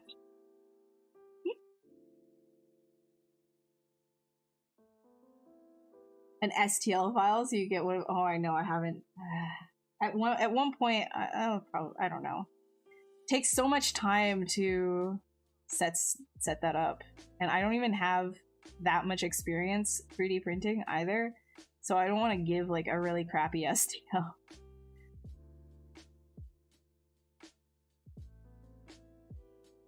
But I appreciate it. Thank you.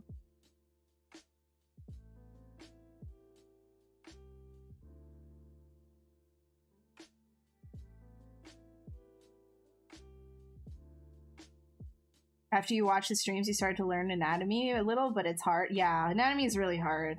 It takes a lot of work, and even still, like once you start learning things, you're not gonna just be done learning them. You're gonna be learning them your entire career as an artist, your whole life. It's a never-ending journey of learning anatomy. Oh, you're planting a veggie garden? Nice. What veggies? What do you have growing? I don't have room for any of that. I want to, if I had, so I don't even have like good windows to grow plants. They all kind of shrivel and die because I have like not great lighting in my apartment.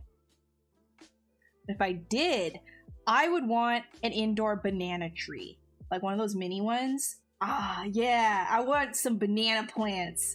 That'd be so sick. How to approach studying anatomy? Is there any procedure to learn step by step? Okay, well, that's kind of like a really open-ended question. I would say if I were to give you bullet points, because that's so open-ended, and this, like, there's so much to get into, get good reference, such as Anatomy for Sculptors. That's a fantastic resource. There are people like Scott Eaton's workshop, like that's actually really good. They've got Bodies in Motion is another great resource. There's quite a few that I can't think of at the top of my head. And then start thinking about forms of the body in very simplistic, primitive shapes. And don't worry about doing everything all at once. Don't worry about getting every single tiny muscle and everything like that.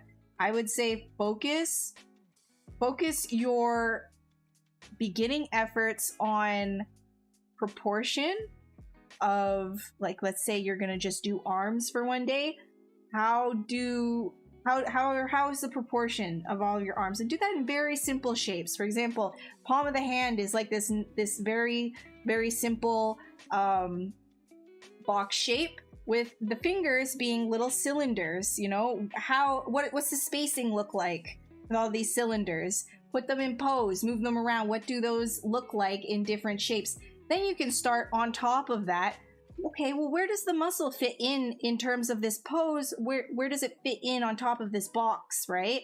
How can I carve that out and figure out where these muscles start lying, right? And you'll start to understand what's important and what's not, because there's a very big distinction between medical anatomy and anatomy as an artist. You don't need to know everything. You can build your knowledge. You're not a doctor. You're really not a doctor at all. You don't need to know everything. But knowing what is important and sculpting what we wish we saw. That's, I think, a Frank Frazetta quote. Is he painted what we wished he saw, or something like that? Can't remember the quote exactly, so sorry. But it's knowing what's there underneath and then exaggerating forms. That's artistic anatomy, and it's really important to focus on learning artistic anatomy, not medical anatomy. I mean, if you want to start hyper-focusing on tendons that are like under 3 layers of muscle, go for it, but you're not really going to be seeing that in most cases, right?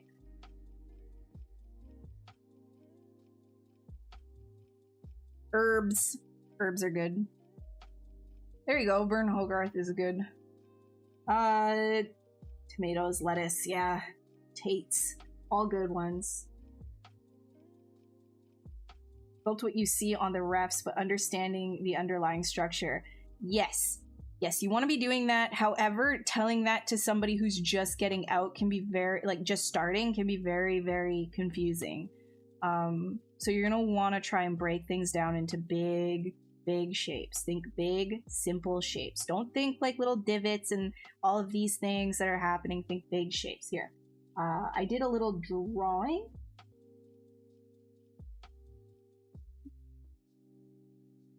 To give an idea of what it is that I'm talking about, because Link asked me on Twitter and I said, oh, I'll just do a quick drawing of this to give an example. So when I'm talking about anatomy, like breaking it down into simple forms, you're going to want to start, okay, well, you can put that box down, right? You can put that box down and think about how that moves and arcs, right? And then think about, oh, well, where does the thumb, like, how does that work on top of that? Also think about each one of these cylinders right here, right? Is my mouse not showing up? No, it's not. Each one of these cylinders makes up a different joint in the finger. So you think about those shapes and you start to understand in relation to one another what that looks like. And if you get all of your proportions looking right, the muscles just work. It just starts to make a lot more sense because now everything shape-wise, you've got it correct. You're not going to get muddied down by the muscles. You're going to get enhanced by putting all of that kind of stuff in. You're not going to get muddied down by, oh, what's this name or whatever. You start to think in shapes. And I think that's really important as a sculptor as well. You don't need to think like a doctor and know all of these medical terms. It's nice if you do. If your brain works that way, that's fantastic. I don't. I'm like, I think in shapes and colors. I see colors and shapes, okay? Like, that's how I work. So, for example, the finger, right? This is the shortest bit. This gets a little bit longer, and this is most of it. So this, right here, this part of your finger, is basically the whole end of it. From the knuckle up, or like the first knuckle up to the second of your phalange, your finger, and then you go up from that to the very tip of your finger. That's the spacing, right? So you want to be doing these kinds of measurements, and then you cut this, but this is smaller by a little bit than this middle section.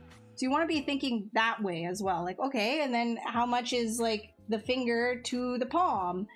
Do these kinds of measurements, stuff will start looking really a lot more correct. And I use the arm and the hand a lot for these examples because it's just easier to show you because I just have it here. But you can do that for any aspect of the body as well, right? Like pecs to the abdomen, for example. Like, how do you layer that as like a simple shape on top? It'll help you start to think about things, and then it gets easy to pose it too, because now you're just thinking, oh, well, it's just this simple shape, and you start putting, like, you know, you put the skin on top of that.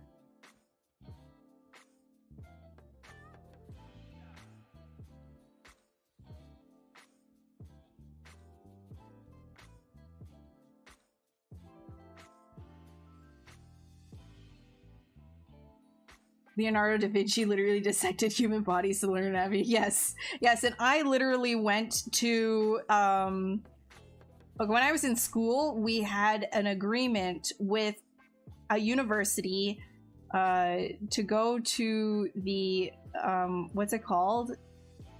There's like basically a bunch of preserved dead bodies and body parts in the basement of this university that had a medical program. And as artists, we were allowed to go there for life drawing and learn from the cadavers, which was cool, for sure. Very cool. Shocking at first, because these were real living people that were no longer living, but cool. And I learned a lot from that, but not because of the names. Right? Not because of the names of things, but because I could see how everything was interacting up close. So yes, if you have an ability to do that, like the Science Center does a really cool one. You guys have a Science Center or something like that. They do like a Body Works thing or something like that. I don't remember what it's called, but you see all the blood vessels and like everything is like flayed. All of these bodies were donated to science, and you get to see everything flayed, and that's super cool. Very, very cool. But yeah, the formaldehyde's, that's not a good smell. Yeah, it's not a good smell. It's not a good smell.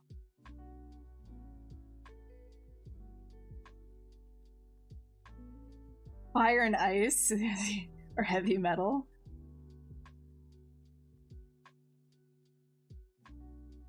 Yeah, that's like rotoscoping, right? But it's also very cool. Got a cool style.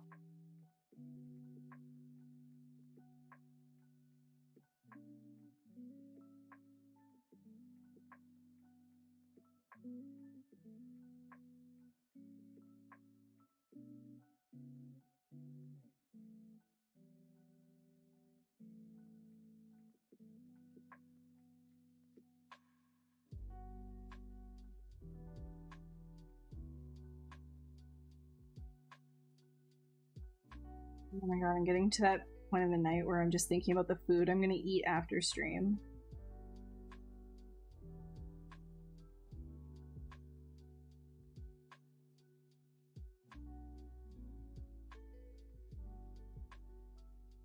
That banana bread that I made.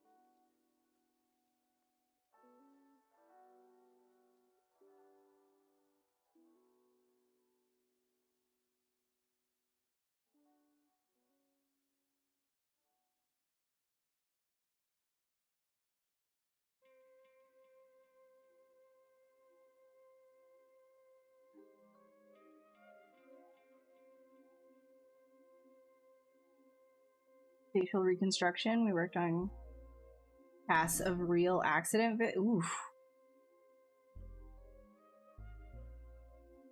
Damn, is that like plastic surgeries or something? Like plastics?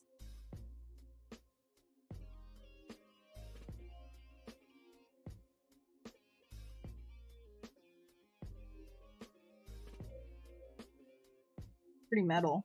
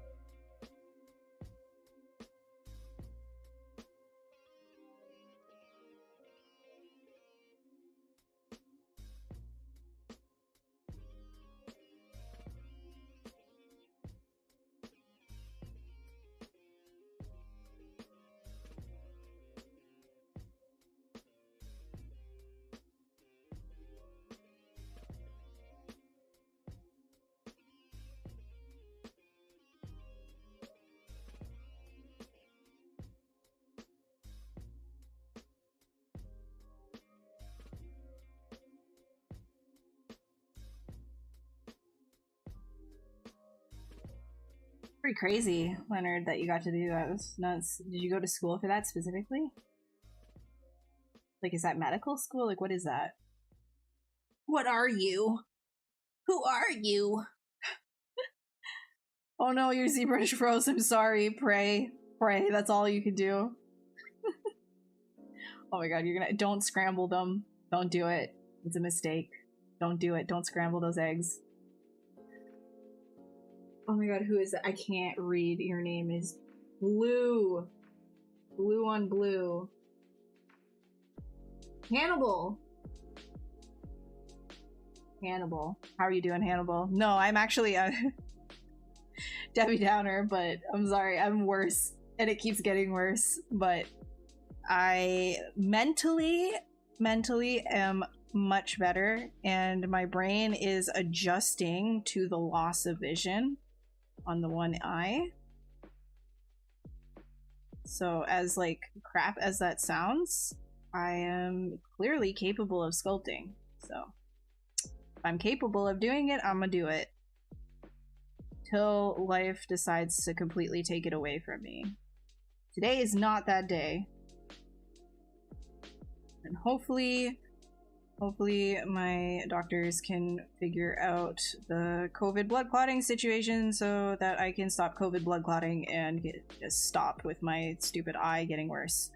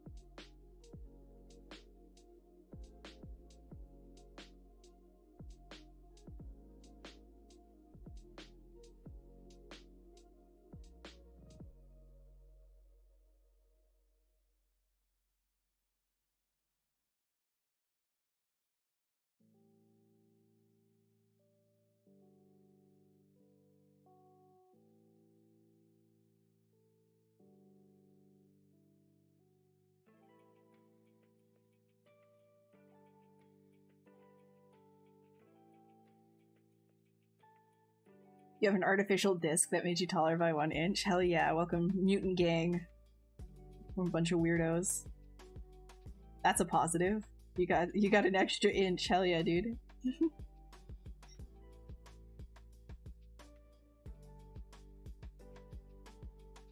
mean, worst case scenario, I gain an eye patch, right? That's pretty badass.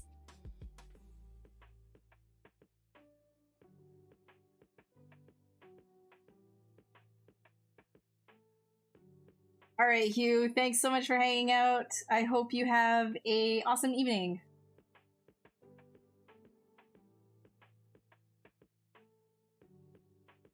It's 6 foot. Hell yeah, dude.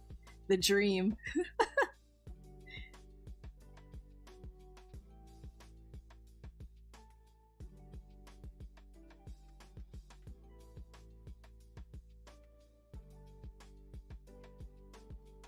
What happened to my eye? A central retinal vein occlusion happened, and it keeps happening over and over again.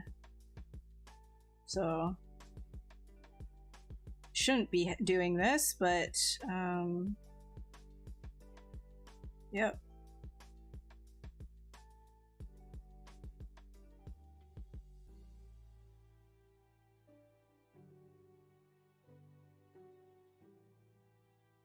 Basically, the small, like the super, almost like microscopic capillaries in my eye, they're getting occluded by microclots, which happens post-COVID infection.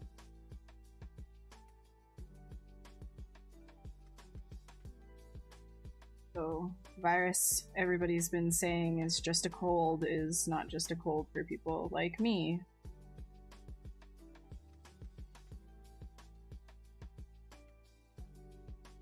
honestly, like my acute when I was infected like 7 months ago. Like it was in August for my birthday. It was my birthday gift.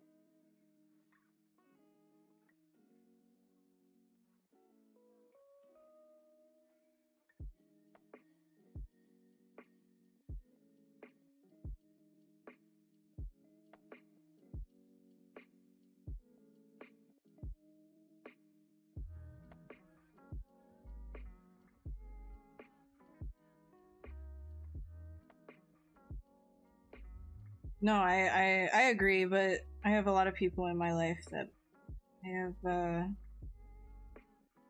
it's a hard time. I'm sure you understand. It's a hard time explaining it. Especially when a lot of people like, yeah, the acute is literally like pretty mild for a lot of people.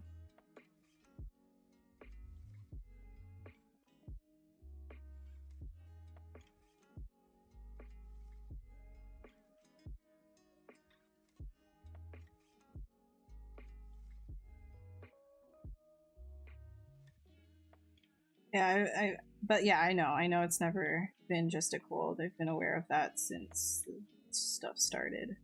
I've been really careful too, but could only avoid it for so long, unfortunately. At least for me, anyways.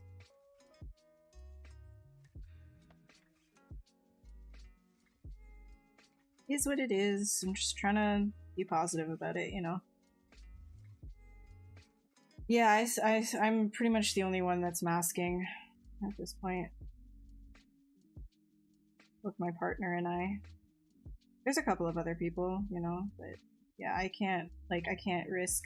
I mean, like, it's sniping my eye, right? So it's like, what, you risk, you can't really do anything. Because there's no measures for people in grocery stores and just average places indoors. So, okay, I'll wear my mask and get in, get out, I guess.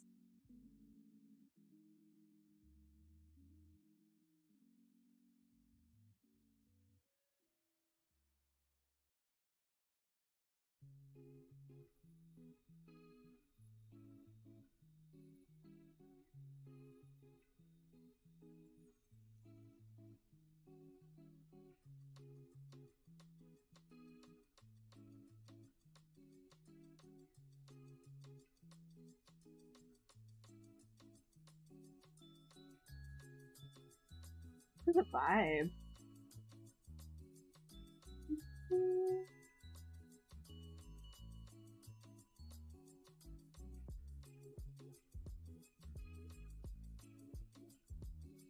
Yeah, Leonard, stay vigilant though. My problem hit me a month after.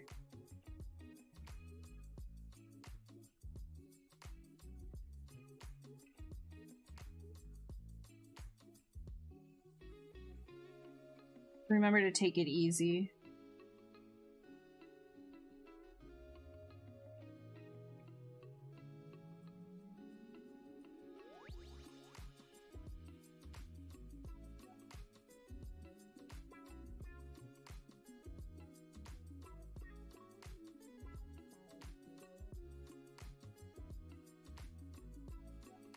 Oh, look at that. 10. Almost completely forgot that I had to get cut off at some point. I've just been like relaxed sculpting this arm here, just getting like just really slow, which is usually not what I do on stream. Usually I'm like a lot faster, but this is yeah, I'm just trying to like block out the planes.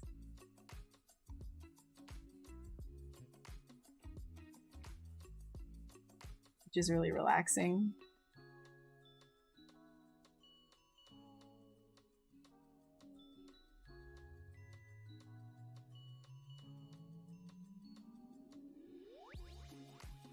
Oops.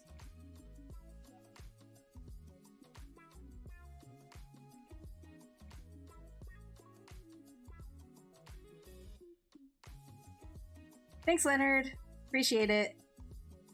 Snow gone yet? No. It's like gross out because it was a little warm today, so stuff started melting. Yeah, gross. We recently had a snowstorm. But you know March, it's gonna go wee woo, right? It'll tease you a little bit. It'll tease you, be like, ah, it's over. Come on out.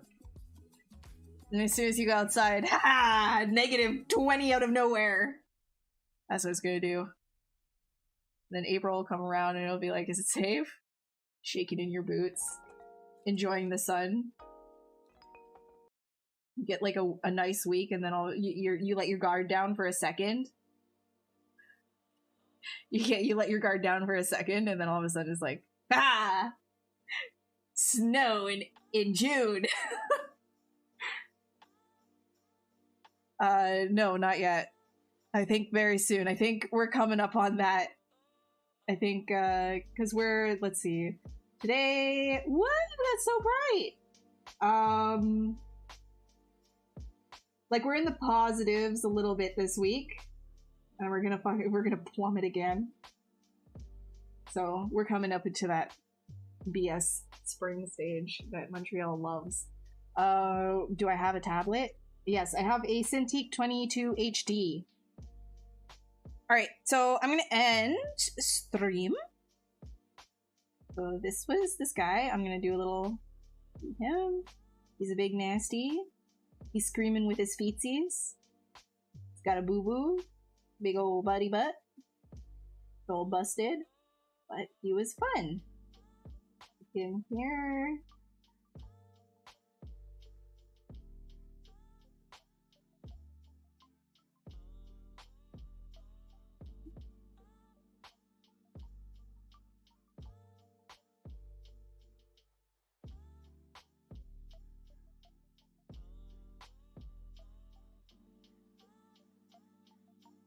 Hey, that was fun. I'm gonna save that. Bling. Alright guys, thank you, and girls, and everybody in between. Thank you so much for hanging out. I hope you have a great evening. I'm gonna do a couple of plugs here, if you don't mind. If you were interested, if you had like a fun time with this, and you're like, I want to learn ZBrush, and you've got extra time on your hands, you want something super structured, and a ton of information just crammed into 6 weeks, I have good news for you, because I am going to be instructing a CGMA course that Michael Pavlovich has laid out. So check this out right here. If you're interested, feel free to join. It starts April 21st, and I'm gonna have a lot of fun. Seats are already over half full, so a couple of them are left. Check it out. Other than that, I have a website now. I am not on ArtStation anymore. I'm not going to be posting my stuff to ArtStation anymore. Hard to say goodbye to it, but I felt like it was right for me anyways, personal opinion. So I have my own website. You can check out my stuff there. You don't have to bookmark it or anything. If you follow me on any of my other socials, you can find them here. I will be posting links to whenever I do art on these things anyway, so if there is an update to my website, you'll see it through this stuff anyways. Okay, so there's that.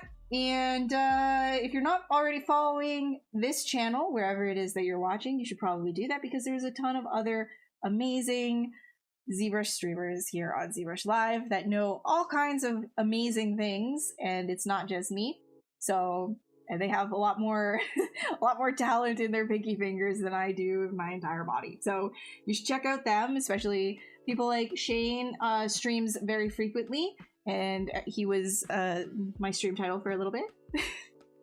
But yeah, you can check out a lot of the other streamers on ZBrushLive.com.